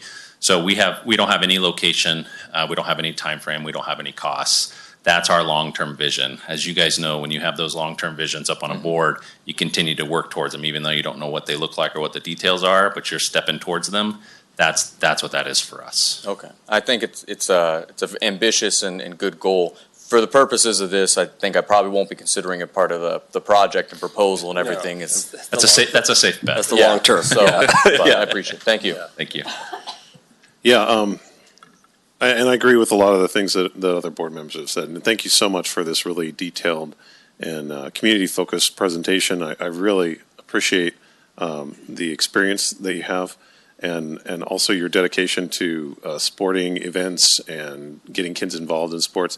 I can just tell you from my experience, I learned more from coaches and from getting beat up on a football and rugby pitch than I ever did in a classroom or from books or things. So, I think about the life lessons that I've carried with me from childhood all the way through my life. It's more from the outdoor sporting realm because it's where you learn to work together with people to achieve a common goal.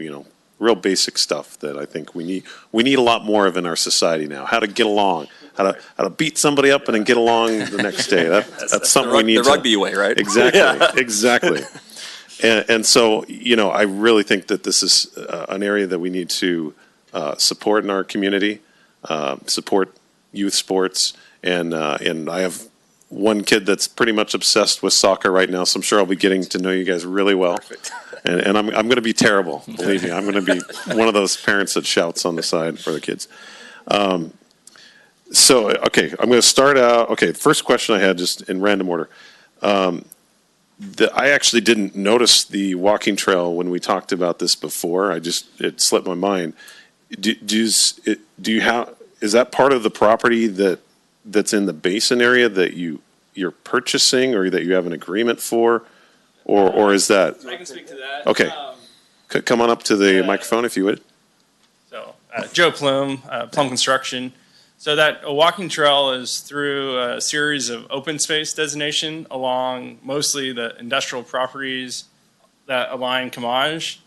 And our family owns a portion of that. And we've talked to the owners of those properties that would be willing to dedicate a easement through their property of unusable open space. It's an amazing old growth oak canopy shaded trail, year-round creek for the most part. So we just thought it'd be a huge asset to the community to have that as your kids are, practicing on the field and you take a walk along the creek side there. So, yeah, so it's definitely a viable option. So it's not a legal parcel, but it's, we can acquire use. Okay.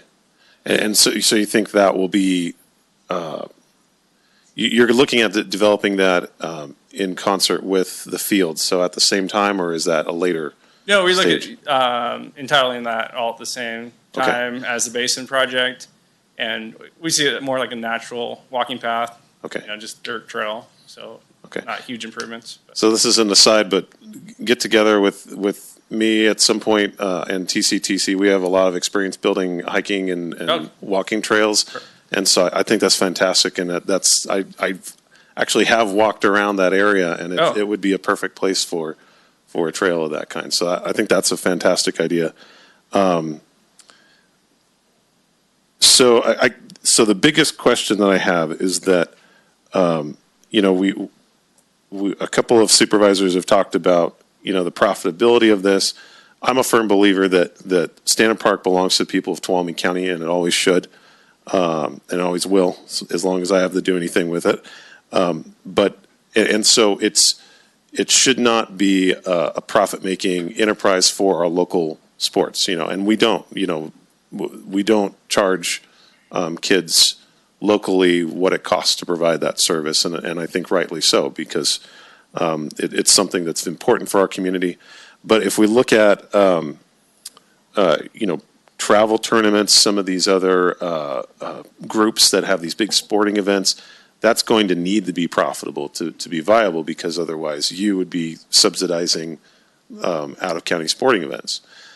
So how do you propose setting up some kind of fee structure that accomplishes that, where we're still having a focus on local kids, local sports activities, and then also attracting this travel tourism and being able to make it economically viable?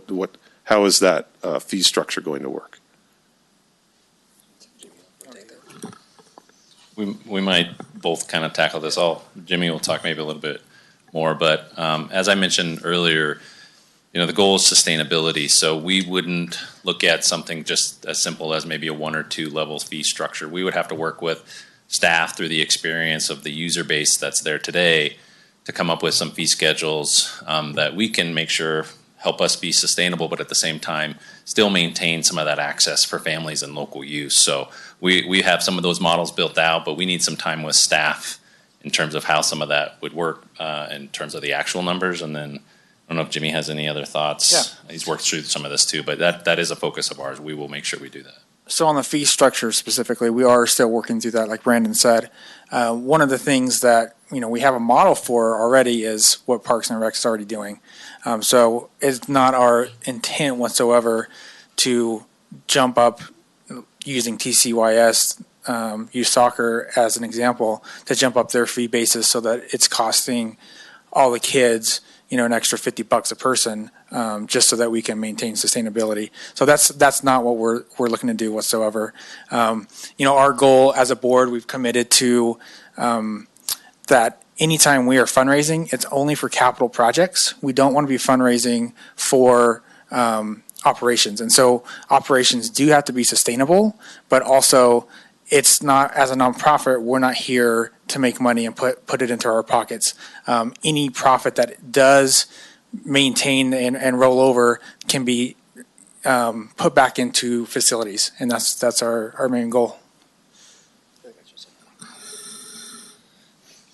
I think we judge our success by kids playing the specific sport and new sports being introduced. I think that's how we judge the success of the YSF. And I think we got a good example of Standard Park this past weekend. There was a softball tournament, 12U, and some of my good friends coached the team. And this typically was a tournament that they would drive down to the valley. So they were able to have it here, very high quality of competition out there. So I think that kind of synopsis the entire process. But the other thing I was going to say, I think the biggest challenge we have right now is with COVID and that year off, there's a lot of kids that aren't coming back to sports. I mean, we're opening up sports. We're not getting good interaction. So I think there's we as YSF would really like to have a good offensive pull to get more kids involved. So I think that's going to be the main focus, at least on the front side. Yeah, and that's great. And so kind of going off of that, so, we heard from our parks supervisor, Eric Aiken, who's amazing. At the parking lot, I'm so proud of the parking lot. It looks great. Looks great. It hasn't looked that good. I don't know that I've ever seen it look that good. But earlier this morning, he said that we're booked out for our sports, and the majority of that is local youth sports. And so, if you have a situation where, if we have these different fee structures, which I think is absolutely the right idea, and I totally agree with that approach. But if you have these separate fee structures, and say I'm just throwing out numbers here. So say youth soccer has the field, and we charge them, $200 or $300, something like that. And then you have a travel softball league that can afford to pay $7,000, and they both want the same day. How do you decide which one to choose, and who makes that decision? Because on the one hand, you're supporting local sports, but then on the other hand, you have an out-of-town sporting league that's willing to pay a lot of money that could go into some of those infrastructure improvements that you're talking about. So who decides, and how do you make that decision? I think for us, it's a quick, easy answer. The local community is going to get the priority. Okay. Absolutely. It's not even a debate. But the flip side is I really hope we get to that problem, because then that means we're out of space again. Yeah. And so then we need to develop some more space, and then we grow that, and then the problem starts anew. But yeah, it not even a question. We would prioritize the local use. Absolutely. Okay. Good answer. Good. Okay, that's all my questions. Thank you very much. Is there any public comment on this? Hey, Cody.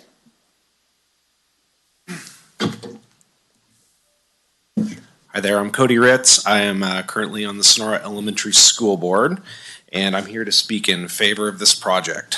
So coming out of COVID this year, we opened up our fields, and at Sonora Elementary on the board, we feel like, that campus, even though it's for our students, it's really community.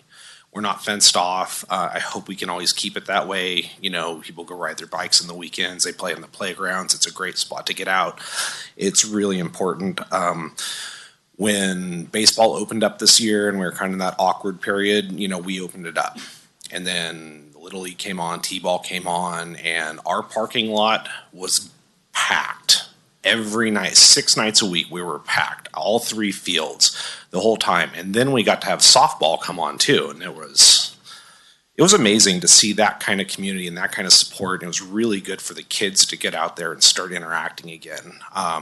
So just knowing, and I've known Brandon's on the board before, and working with him on the board, I trust that everyone on this youth sports board, that they would be doing a very responsible job, and they've got a lot of skills, and that's they're volunteering all of these skills towards putting this back into the county. I don't think the county has done anything wrong. I'm really happy that the county owns that sports complex. That means it'll stay in the county forever.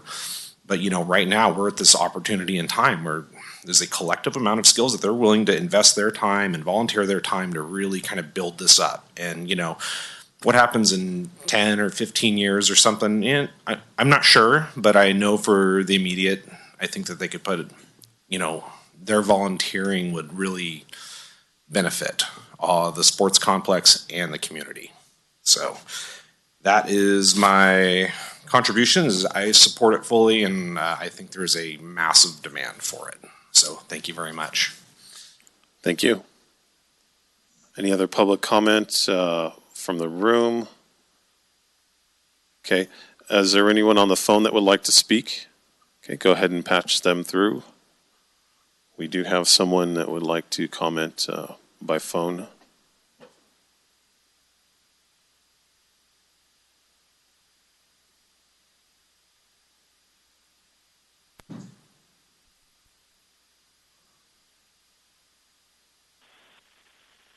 Hello and welcome. You have 3 minutes.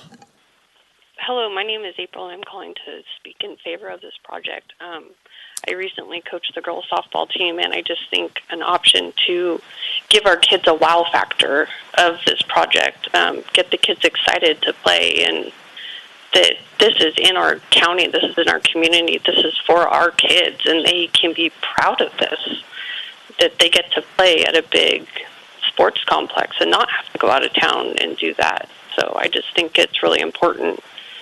And also to go off on getting the kids excited to come and play sports again. I think it was mentioned that there's not a lot of kids wanting to return back to sports after COVID, but if they had something to play at that's exciting like this, I think it would really change a lot of things. Thank you. Thank you very much, April. Is there anyone else from the phones that would like to speak? Okay, I'll go ahead and close public comment. So,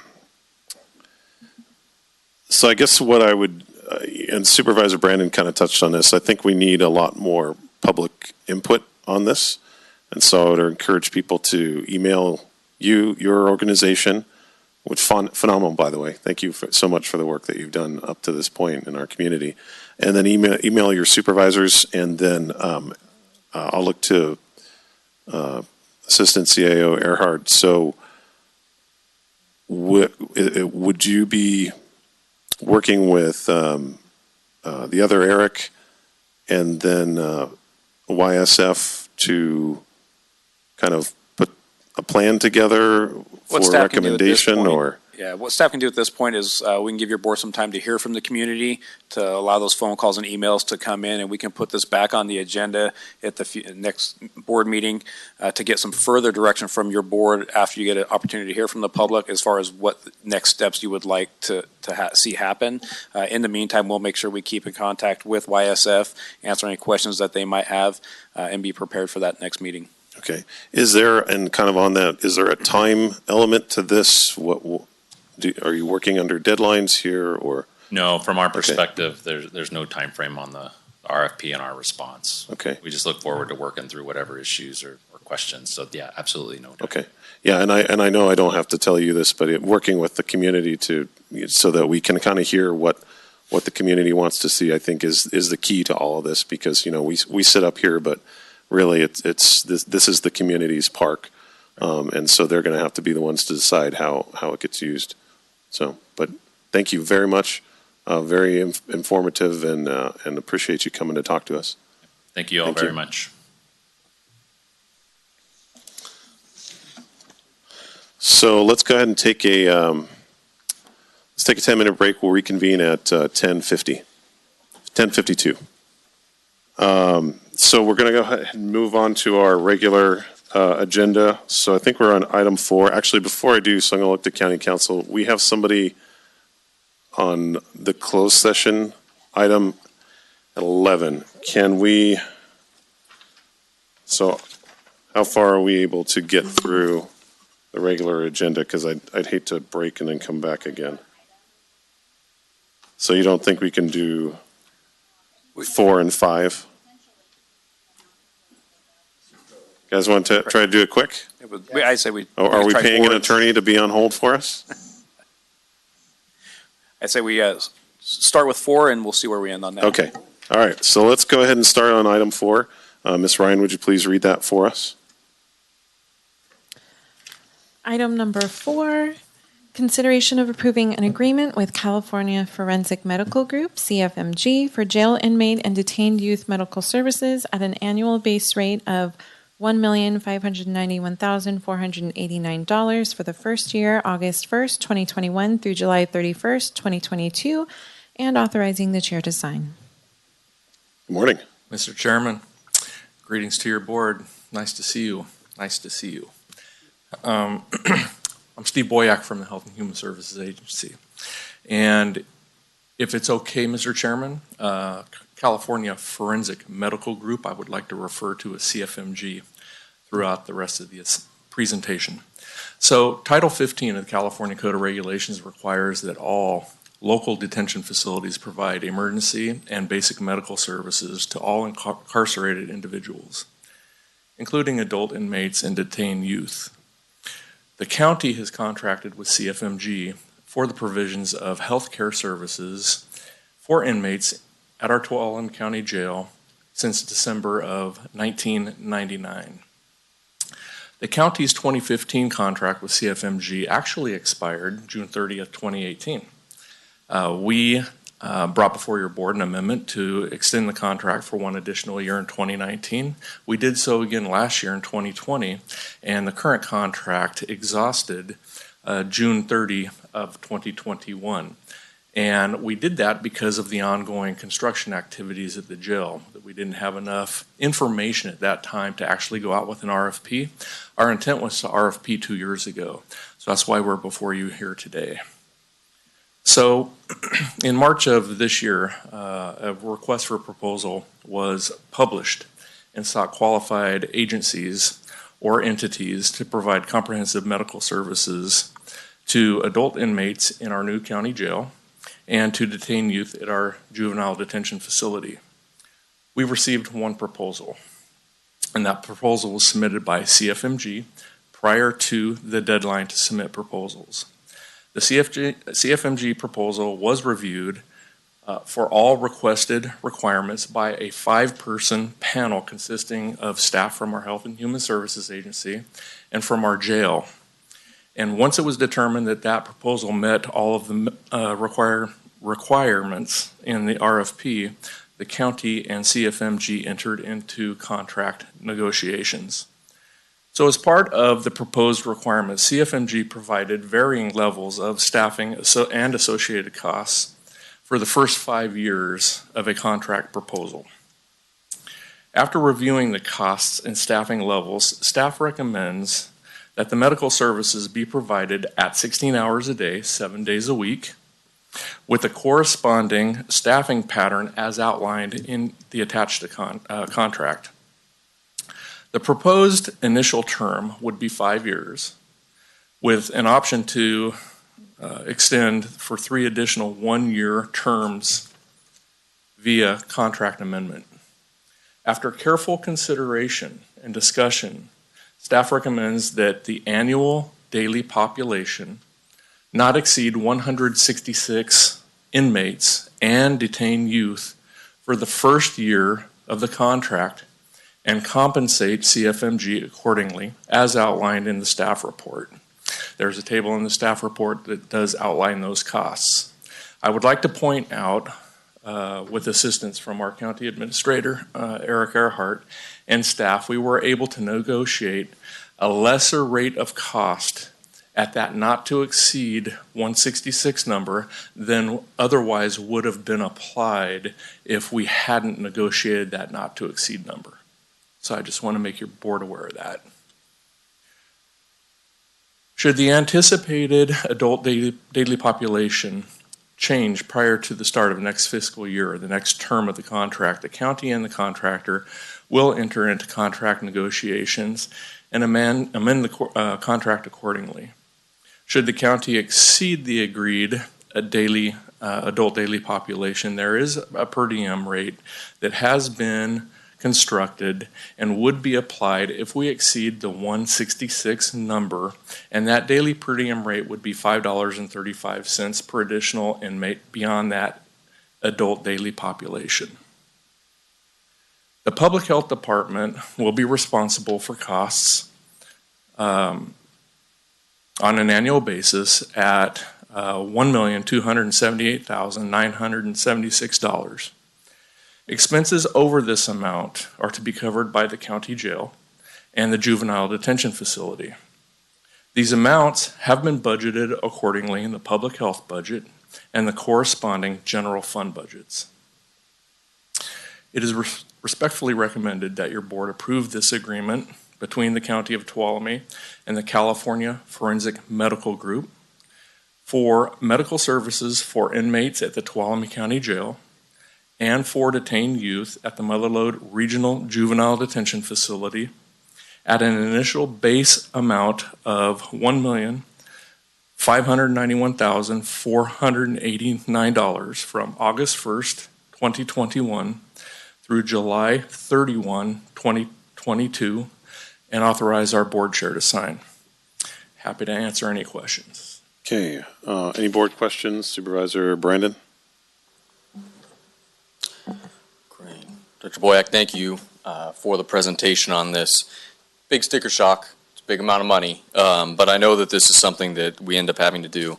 I only want to make one quick point to anybody watching is this is why when folks are talking about sending people to jail as a solution, it's extremely expensive to lock people away. This is about $10,000, it seems, per person, roughly, a little less than that. And that's something that the county is on the hook for providing all that. One question I had, we put out the RFP, we only ended up getting the one back, so this is the option. If we were to authorize putting out another RFP, do we expect anything to change? That we may have other proposals, or is this the only game in town? Well, so we did have during the RFP a mandatory meeting with entities that may wish to propose. And at that mandatory meeting, there were 3 entities, including CFMG. The other 2 chose not to submit a proposal after that mandatory get-together. It was a mandatory meeting to discuss the RFP and tour the jail. And they chose not to provide a proposal. So I wish I could answer that question in the affirmative, but you just never know. Yeah. So we did reach out to the other potential viable ones, and they declined to end up doing it, I guess. That is okay. Accurate. My only last kind of, and not so much a question, but $1.6 million, it's a lot of money. I think there's been some real early discussions about the concept of having this transition into some type of a clinic. I mean, that's enough to be able to run potentially an in-house clinic that then in between those hours of service to our inmate population could be of service to the rest of the community. As I understand in this 5-year contract, it's a 1-year at-will termination clause. Yes. So we can be able to leave that with, limited penalty just because we want to.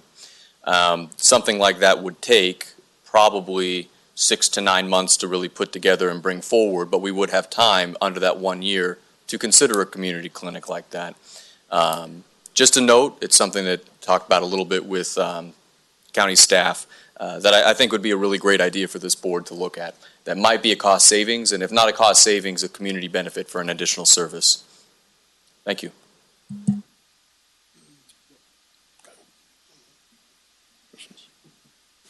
Yeah, I did get a call. Somebody thought this was all for the juveniles, but I had to explain to them, no, this is for adults and juveniles, and as you stated, there was only one proposal. Competition would be great. It would maybe bring down prices, but we have the one group, and it appears that we've been doing business with them since I think '99. So I just wanted to put that out there.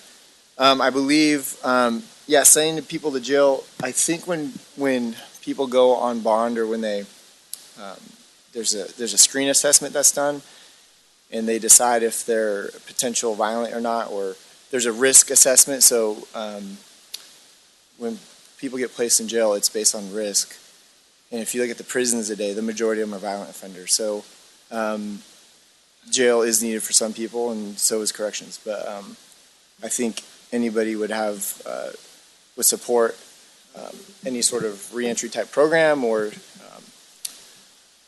anyways, I was just thinking off the cusp. But yeah, so you might want to get with the judge and find out how they assess people who go to jail. And if it's not being implemented now, I believe there was some legislation that was being discussed, but I'd have to do some research on it. So anyways, thank you for the information. Hey, Steve, did I hear you say that the contract that we've had with CFMG expired, was at the end of June? So I'm glad you asked that, Supervisor. So we are in the midst of a contract extension that via amendment through the end of this month, Okay. July 31. Yeah, I was wondering Thank you what for you're doing asking. in the gap there. Thank you. Yeah. And I know that in the past, there was at least 2 attempts that I remember over the years of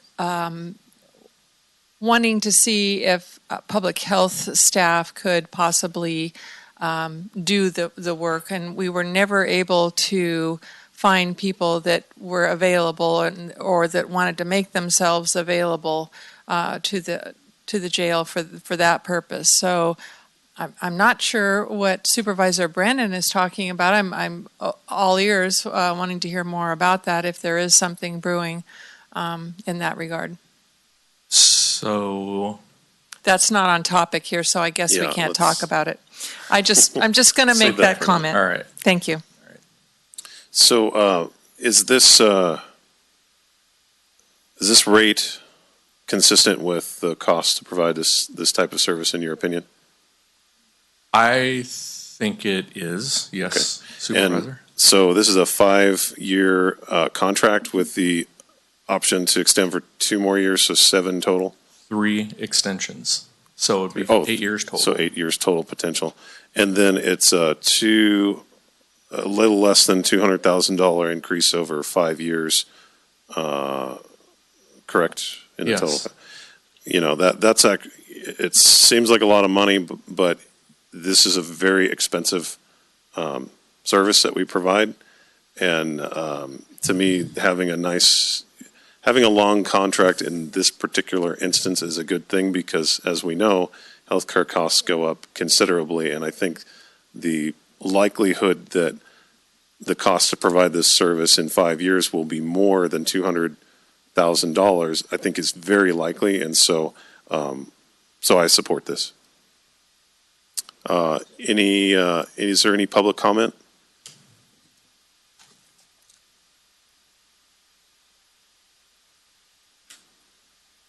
Well, I'm no expert, and it would be worth a little more research if you want. But I believe CFMG does the medical care for the state prison system. I think they took that over. At least they were doing the lab part at one point. So there were 3 lawsuits filed regarding the state prison system. And one was Coleman, I think, was mental health. Perez was dental. I don't remember the medical one. So I remember, I think, with Jim Mealy having a discussion that when they did the realignment, and inmates are now going to remain in the county under the terms of these lawsuits and the deal with the state, you are required to provide the same level of health care, mental care, and dental as the state provides at the state prison. So at one time, if you wanted the finest medical care in the world, you needed to go to a state prison in California.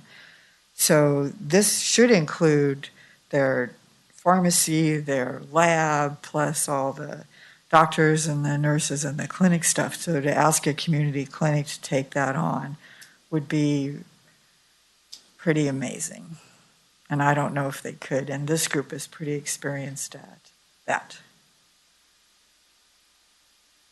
Okay, any other comment from the community? Supervisor Campbell, I just wanted to make one other informational point for the board is our office in the past, when we have dealt with claims or lawsuits involving medical care at the jail, we've worked really closely with CFMG, and they have been really helpful working with us. So I think the other aspect in the future for your board to think about is when you work with a group like this who is established, who has and also indemnifies the county for liability on those type of lawsuits, you also have more than just the actual medical care, but the lawsuits that Carol mentioned, they're very real. Counties face them all the time. So you have federal lawsuits for medical care, mental health issues, disability issues, and they're astronomical. The attorney's fees are astronomical.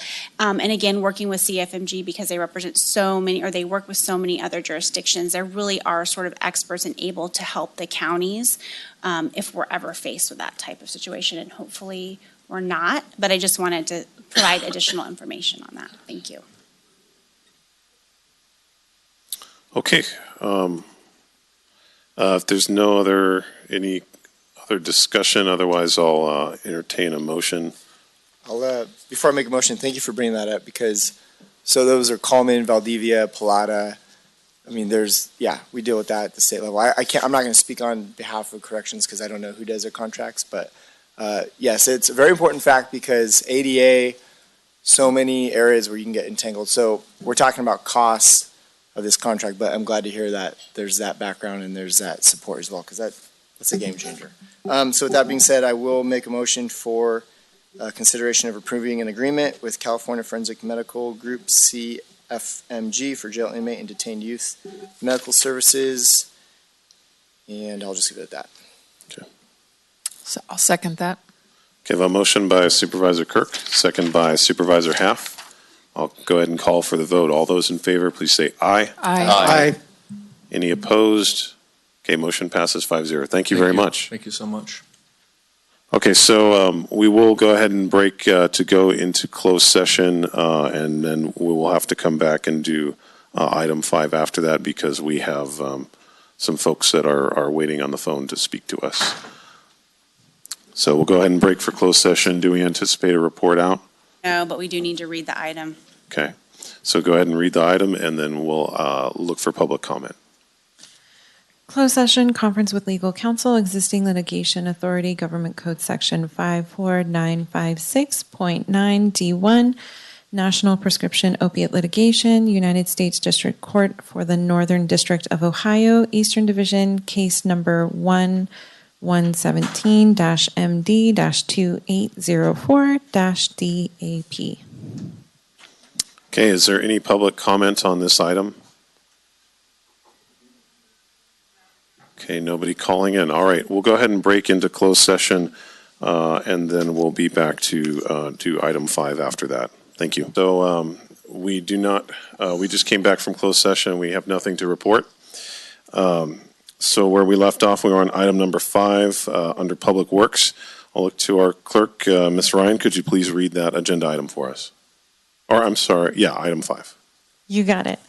Item number 5, consideration of rejecting all bids for contract number 1723-4, 5 Mile Creek Road storm damage repair, adopting resolution 6521, declaring that the public project can be performed more economically by the employees of the county and authorizing the completion of the project by means of force account. Good morning. Good morning. Blossom Scott Heim, Public Works Department. With me, of course, Cody Nesper. In March of 2018, heavy rains throughout Tuolumne County resulted in flash flooding that caused extensive damage to more than 15 county-maintained roads. Get a little closer to the mic if you could. Including 5 Mile Creek Road. That's better. Okay, too close. No, that was good. For us, we can hear you better when you're like that. On May 11th of 2021, the 5 Mile Creek Road storm damage repair project was advertised for bids. And on May 27th, bids were opened and we received 2 bids, one for $191,000, one for $228,000.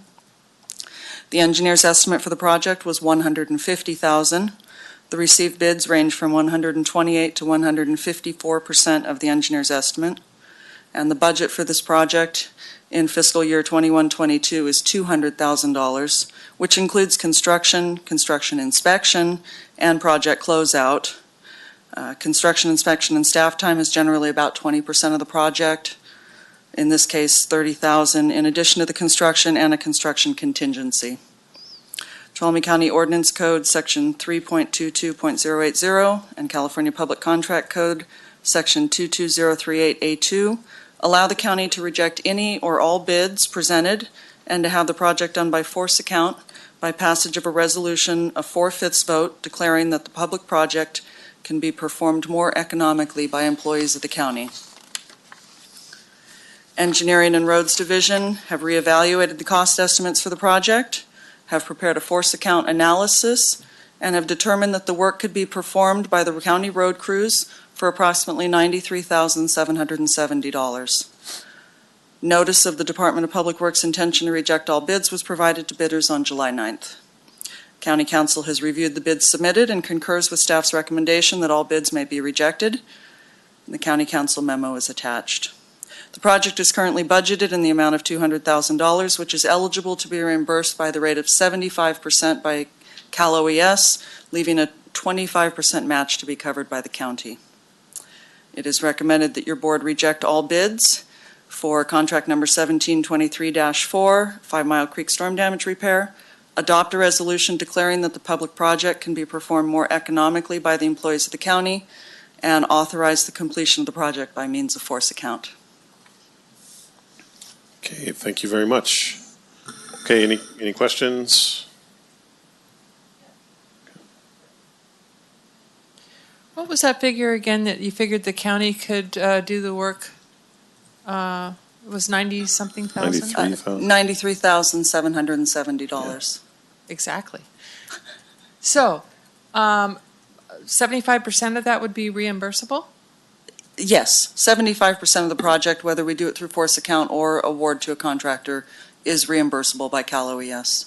So then that would be a lot less cost to the county altogether then. Absolutely. With the 25% match, it's one of the larger match rates that we see across any of our grant capital projects. So that would save a decent amount of money. What's not to like? Okay. Any other questions? So just out of curiosity, as briefly as you can, why is it that we have to go to a force account rather than just do the work ourselves up front, since we know that it's generally cheaper to do so? Sure. So Cody, jump in if I miss anything. But public contract code and our own ordinance require that force account work can only be performed on projects up to $60,000. And the public contract code is what?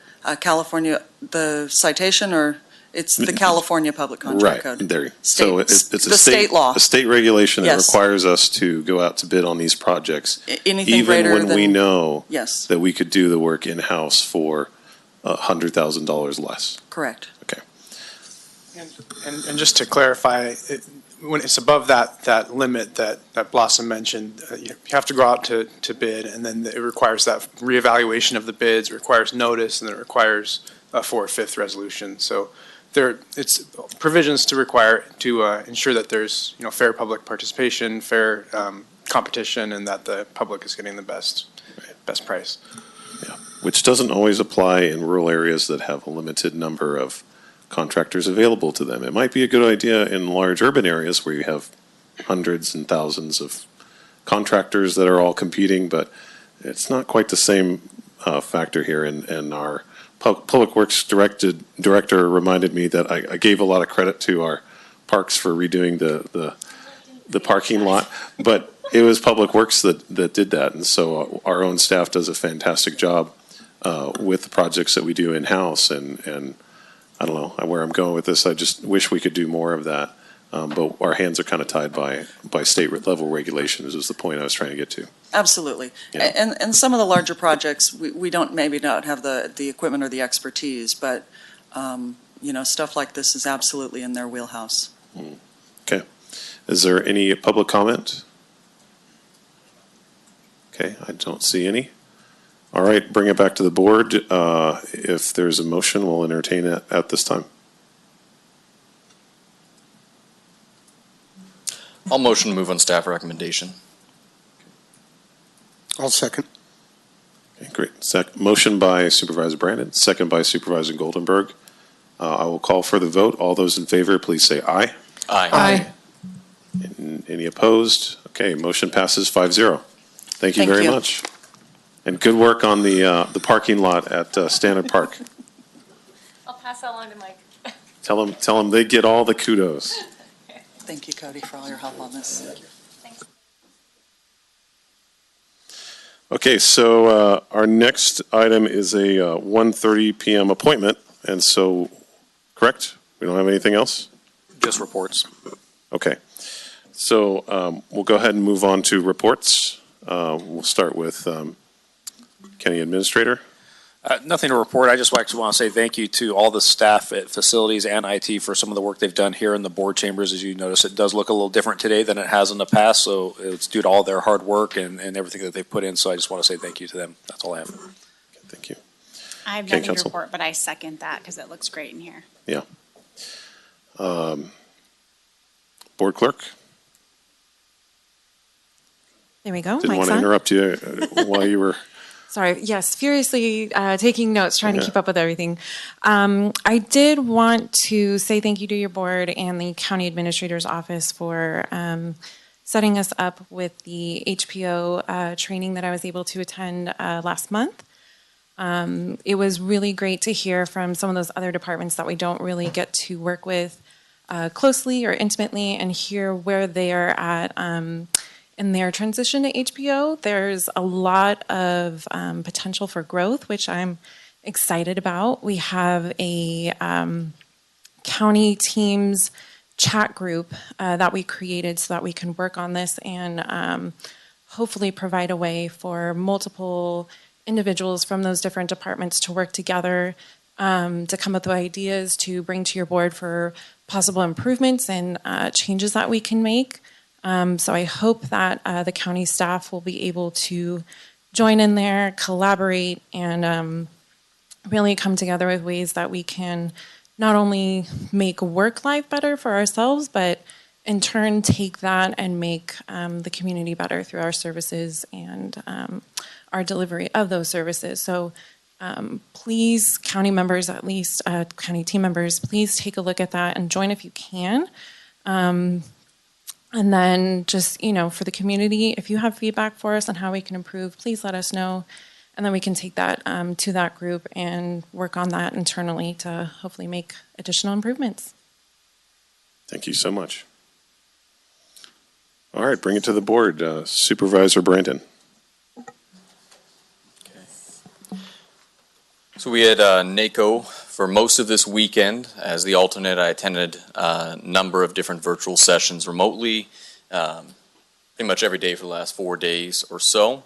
In addition, we had a meeting regarding the Water Policy Committee. I toured some roads in my district with Janice Nelson of Nelson's Candy Kitchen in Columbia. Some of the areas that are pretty unsafe for evacuation, some ideas for how we can be able to connect those. Kind of in line with what Supervisor Kirk was looking at with Mount Provo, same kind of ideas. Meeting discussing, we had our Behavioral Health Advisory Committee and a meeting discussing Resiliency Village that I was able to attend as well. And let's see. Also, one of the first meetings, I think the first meeting I've attended and we've held for the Columbia Area Advisory Commission, which is a great local group. It involves the school board, it involves the Friends and volunteer organizations, the state park, the county supervisor, a number of different entities on there. It's just a collaborative to represent the interests of Columbia and talk about issues. So it's a really good group. It was nice to finally meet up.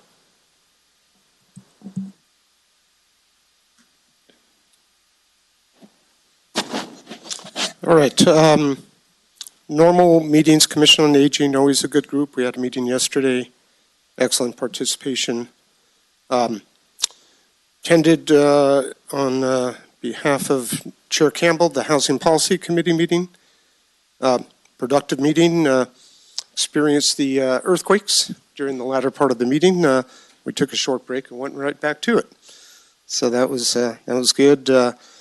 Tuolumne County Arts Board meeting.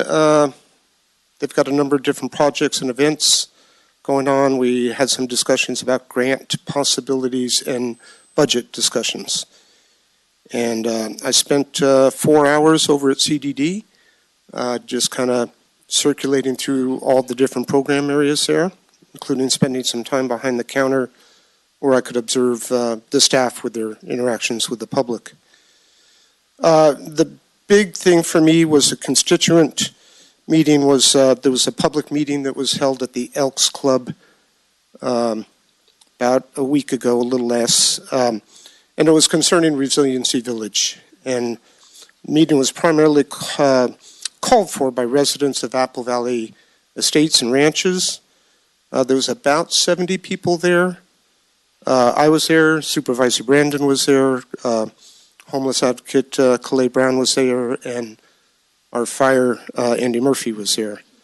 The main concerns of the public really revolved around, I think initially, more than anything else, lack of communications, or what they perceived to be a lack of communications by the Resilience Village Board.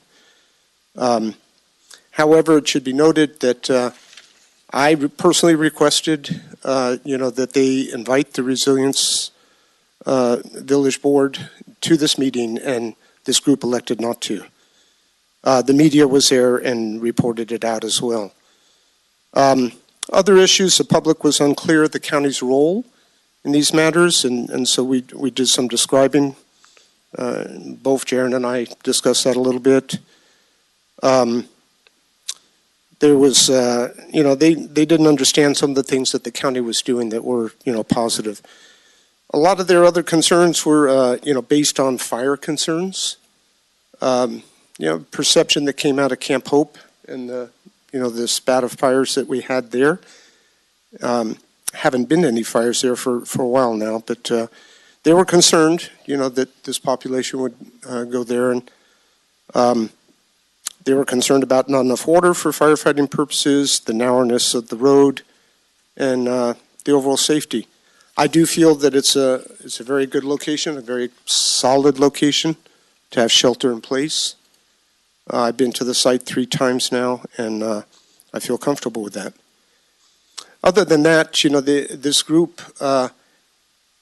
they really felt that this population was gonna come down from Resiliency Village down a dirt road, get onto the Lions Ball Mountain Road, and hitchhike or pass through their neighborhoods, and so there was a fear factor. Personally, it's fairly far away. It's about 2 miles from that site, and I really don't see that aspect. They're also concerned for the Foothill Horizon School, the Stanislaus County Education Outdoor Camp. Just some statements. They said it's within a half mile of resiliency when it's really a mile and a quarter. Anyways, this whole issue, the county has taken some steps, really for the first time in a long time, to proactively work with different groups, including Resiliency Village, to try and address homeless issues. We've got a homeless committee now, Supervisors have, and Brandon are on that. There's a lot of good things going on, and I'm supportive of these efforts, but I understand the concerns of the public. Thank you. Thank you very much. Supervisor Kirk. Keep it short, other than regular committees and commissions. And first of all, thank you for going to that meeting. I got some phone calls, and yeah, communication is key, whether we agree or disagree with what's going on. I know Resiliency Village has taken, obviously, the lead on it. It helps when people show up and communicate, so thanks for going.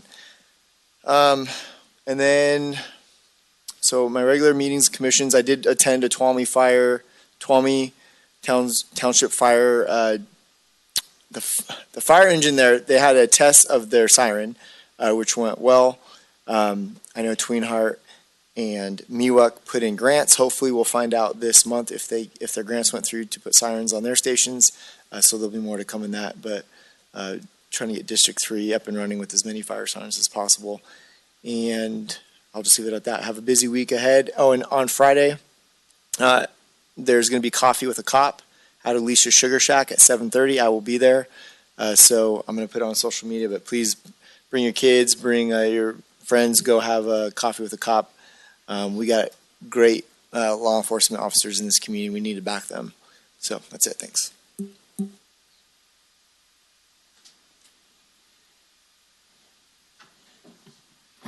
Well, something I don't have on my list, but I want to mention it so I don't forget it.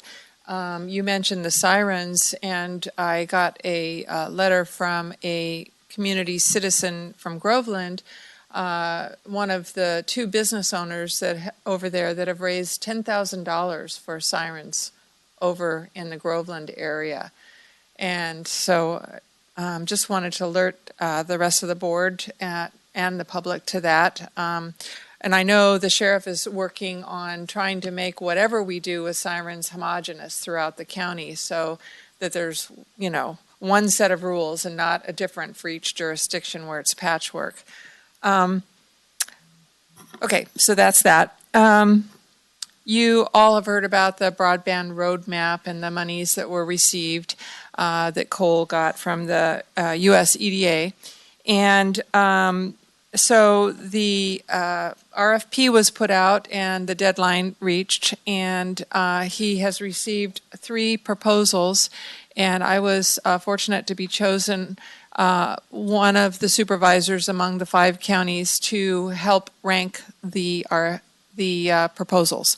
So I can't speak about that yet. We have a meeting that we're all going to get together later on this week about that.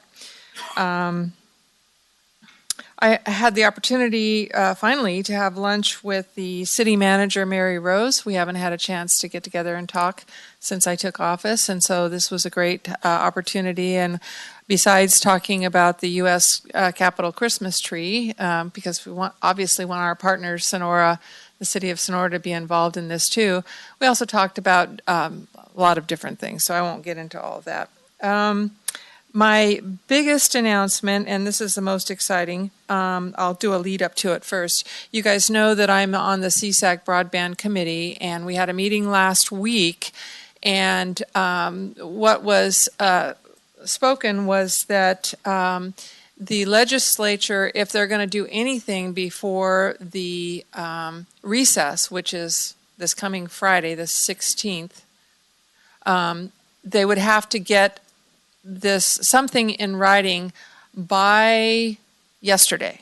This was Wednesday last week that we were talking about it, and to make a last-ditch effort to get our legislators and legislators and everybody involved to make sure that they were able to put something in writing so that it could be voted on before the end of this current week. So that was a big push that we were given, and lo and behold, on the 12th, and I have something to hand out to you, which was yesterday, it was in writing. So I'll hand these out one for each of you. So Governor Newsom and the legislative leaders announced historic broadband budget bill.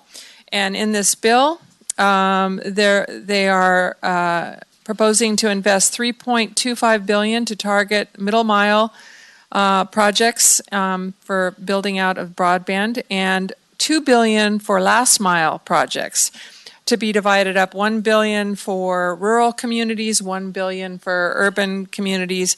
And you can look at the details on this bill. This is AB and SB 156, and you'll find even more details. There's even more good things in store regarding, there's a lot of different parts, moving parts to this bill. Anyway, it's very exciting. It was published. Hopefully they will vote on it on or before this Friday.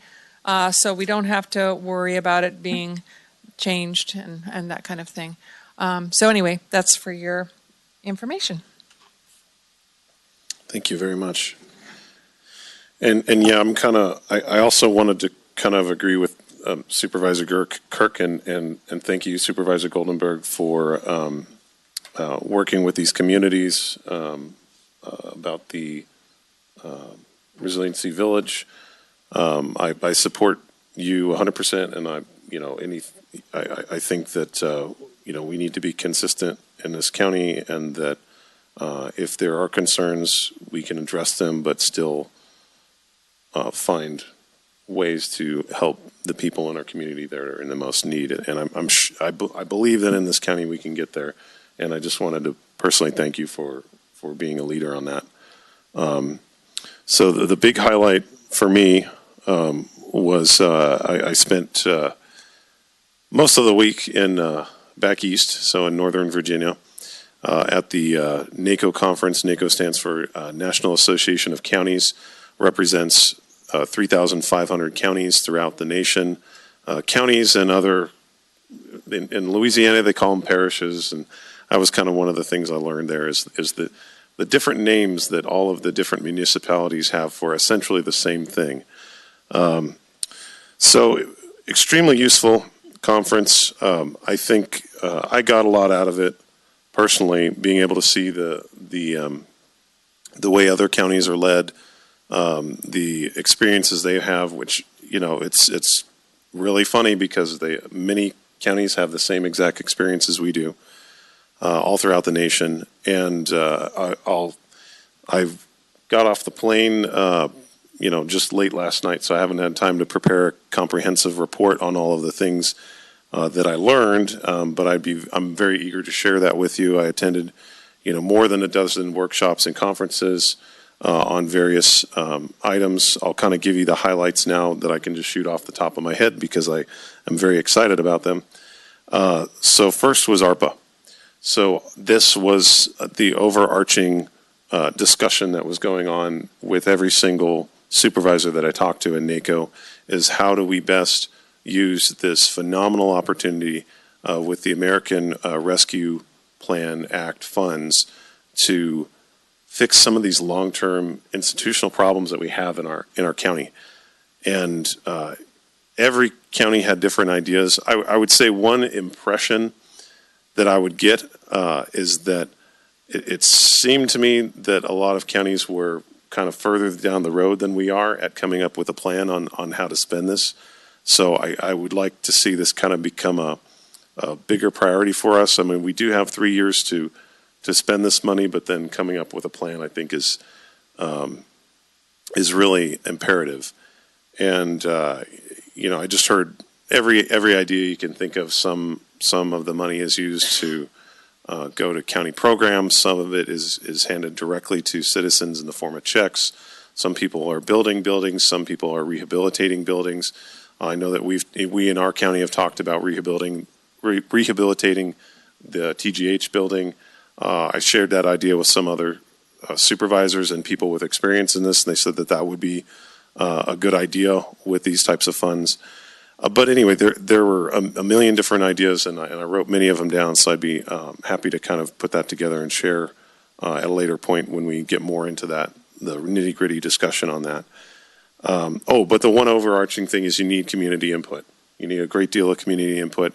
Otherwise, it defeats the whole purpose of a fund like that. I participated in votes as our county's delegate on policy issues related to public health, broadband, public lands, including items that could potentially impact our payment in lieu of taxes. So very happy to do that, and the vote came down in a way that I think was beneficial to our county. And then we also elected officers for the next year's NACO representatives, NACO board. On broadband, so piggybacking off of, I promise I collected everything, made copies, and you'll get everything that I got. So one program that was interesting related to broadband, it seems like a small thing, but it's called Seniors Helping Seniors. And it's a program, and there's federal grant funds for this, that high school seniors participate in a program to educate senior citizens on internet usage, how to set up broadband, and there are programs like this throughout the country now. And what they've found is that those seniors, those high school seniors, end up becoming the leaders in advocating for broadband initiatives later on. And so that's your group of skilled people. So it's a backdoor way to trick your teenagers into public service, which is always a good thing. And also so for the state funding, Congress is now debating a $40 billion bill that would be specifically earmarked for broadband. It's similar to the intent of what ARPA is, but it's just pointed at broadband.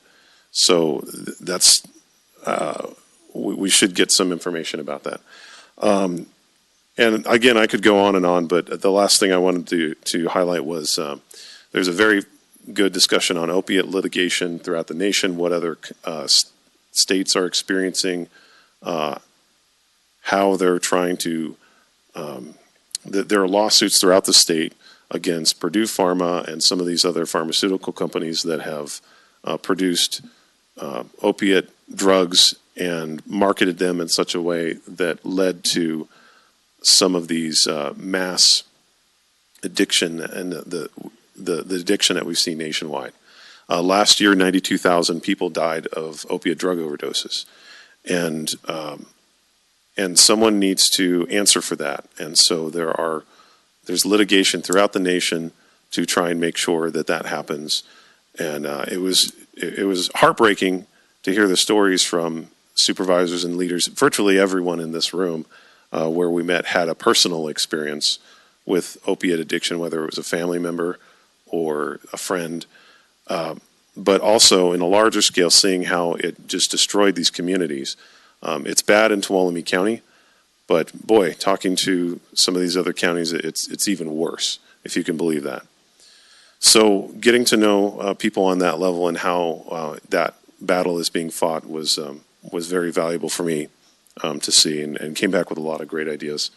Met a lot of fantastic people, heard from people much smarter than me about topics that they know much more about, and that's always a good thing. So got back about midnight last night, rolled into my bed about 2 a.m. And but very happy to be back in Tuolumne County.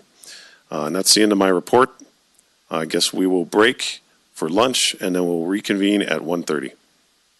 Thank you very much, everyone. Yep. All right, hello and welcome back to the meeting of the Tuolumne County Board of Supervisors. So we have a 1:30 public hearing, and I will look to our board clerk to go ahead and announce that public hearing for us.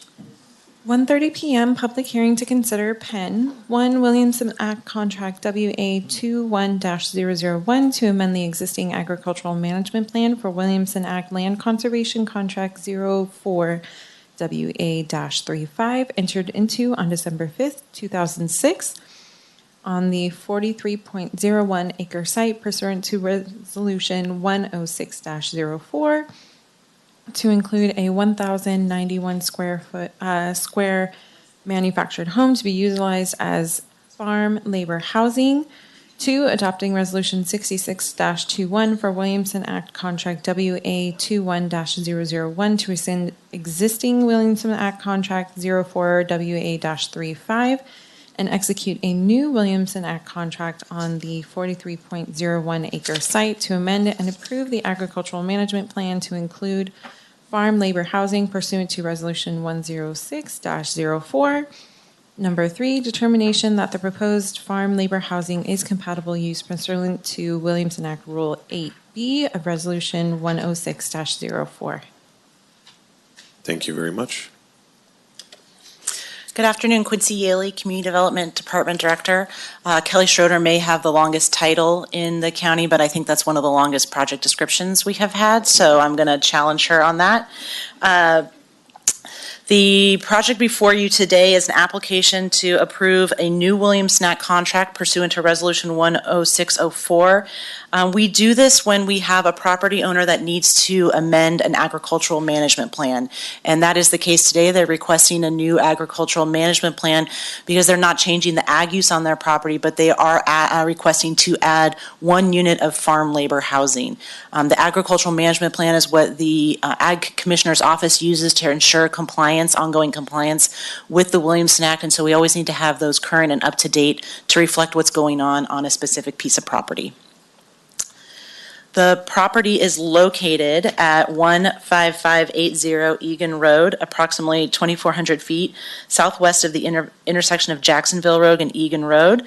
The zoning on the site is exclusive agricultural, 37 acre minimum with an ag preserve combining district. The project site is in an ag preserve, and the general plan land use on the site is agriculture. They're proposing 1 unit of farm labor housing. There was a conflict in your staff report. A remnant from a previous report got left in there. So let me make sure and be clear that they are requesting a just over 1,000 square foot manufactured home to be utilized as farm labor housing. It would be occupied by a family member who would be employed and would receive a portion of the profits of the sale, the cattle sales from the property. And it will also be working on the property as well. So this is a property that is under the State Williamson Act program, which is a land conservation program. It began in 1965 to help farmers preserve ag land. And in exchange for entering into a 10-year Williamson Act contract, a property owner receives a tax reduction on the property. These contracts automatically renew every year for another 10 years until a notice of non-renewal is served on the property for it to come out of Williamson Act. And that can just be requested by either a property owner or the county can file a notice of non-renewal on a property as well. We have, in addition to state law that provides oversight programmatic information for the Williamson Act, we have local regulations as well. These are located in Resolution 10604,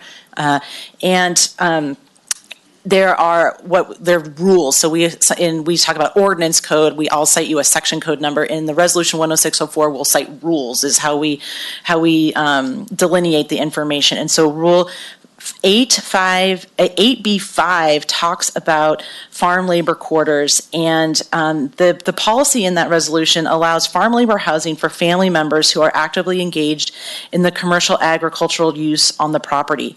And as we described, they are requesting 1 unit to assist with the operations on the site. This is a map of the project site. It is located in Ag Preserve 141, along with 8 other assessors' parcel numbers. And when we review Williamson Act properties, we use an agricultural rating matrix that's in our general plan that helps us score the property in terms of its value to ag land. And so this property was determined to be ag land of local importance with a score of 168. When we get projects like this, we take them to the Agricultural Advisory Committee. This committee has expertise in a variety of areas of agriculture, and we bring these projects to them so they can provide an assessment as to whether or not they feel the request is proportional to the agricultural operation on the site. So, for example, if you had a very small parcel and someone was requesting a large number of units, they might question and say, you know what, we don't think that you need that many people to run this operation. So it did go to the Ag Advisory Committee in April of this year, and they did unanimously approve the recommendation of 1 unit of farm labor housing based on both the information in the application as well as the testimony that was given by the applicant during that meeting. So your decision process today is either to approve the project, approve it with modifications, deny the project, or send it back to staff. And here are the findings should you wish to move on staff recommendation, which is to adopt the resolution based on findings 1A through 1E, approve an amended agricultural management plan based on findings 2A through 2E, determine that the proposed farm labor housing is a compatible use under the Williamson Act pursuant to Resolution 8B of Rule 8B of Resolution 10604 based on findings 3A through 3F, and direct the environmental coordinator to file the CEQA notice of exemption. And I'm happy to answer any questions you may have.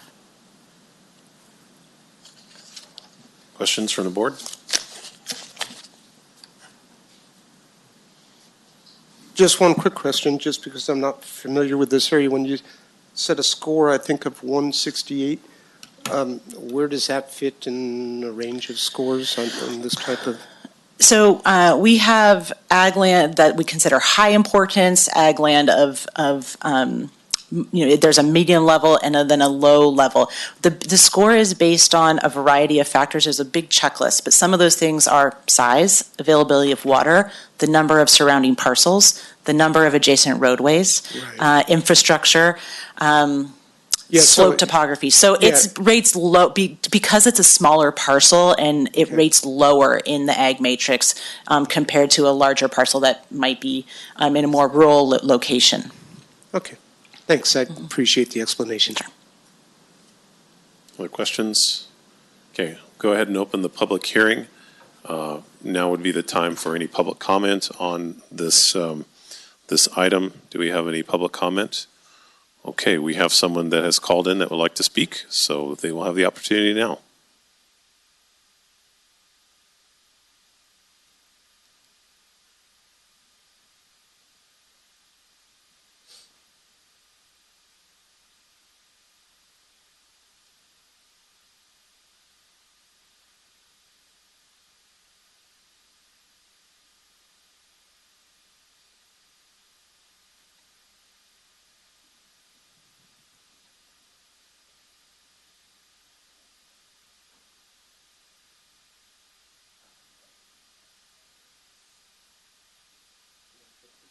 Is it the applicant was on the phone? Okay. So is she still on the line? Okay, are there any questions for the applicant? Okay, I don't see that we have any questions for them, but please thank them very much for calling in. So I'll go ahead and close the public hearing and bring it back to the board for more discussion, or if there's a motion, I'll entertain that at this time. I'd like to move that we move on staff recommendation. I'll second. Okay, I have a motion by Supervisor Half, second from Supervisor Goldenberg, and I'll call for the vote. All those in favor, please say aye. Aye. Any opposed? Okay, motion passes 5-0. Thank you very much. Travel safe. All right, so I'm going to look to County Council. We are not closing the meeting?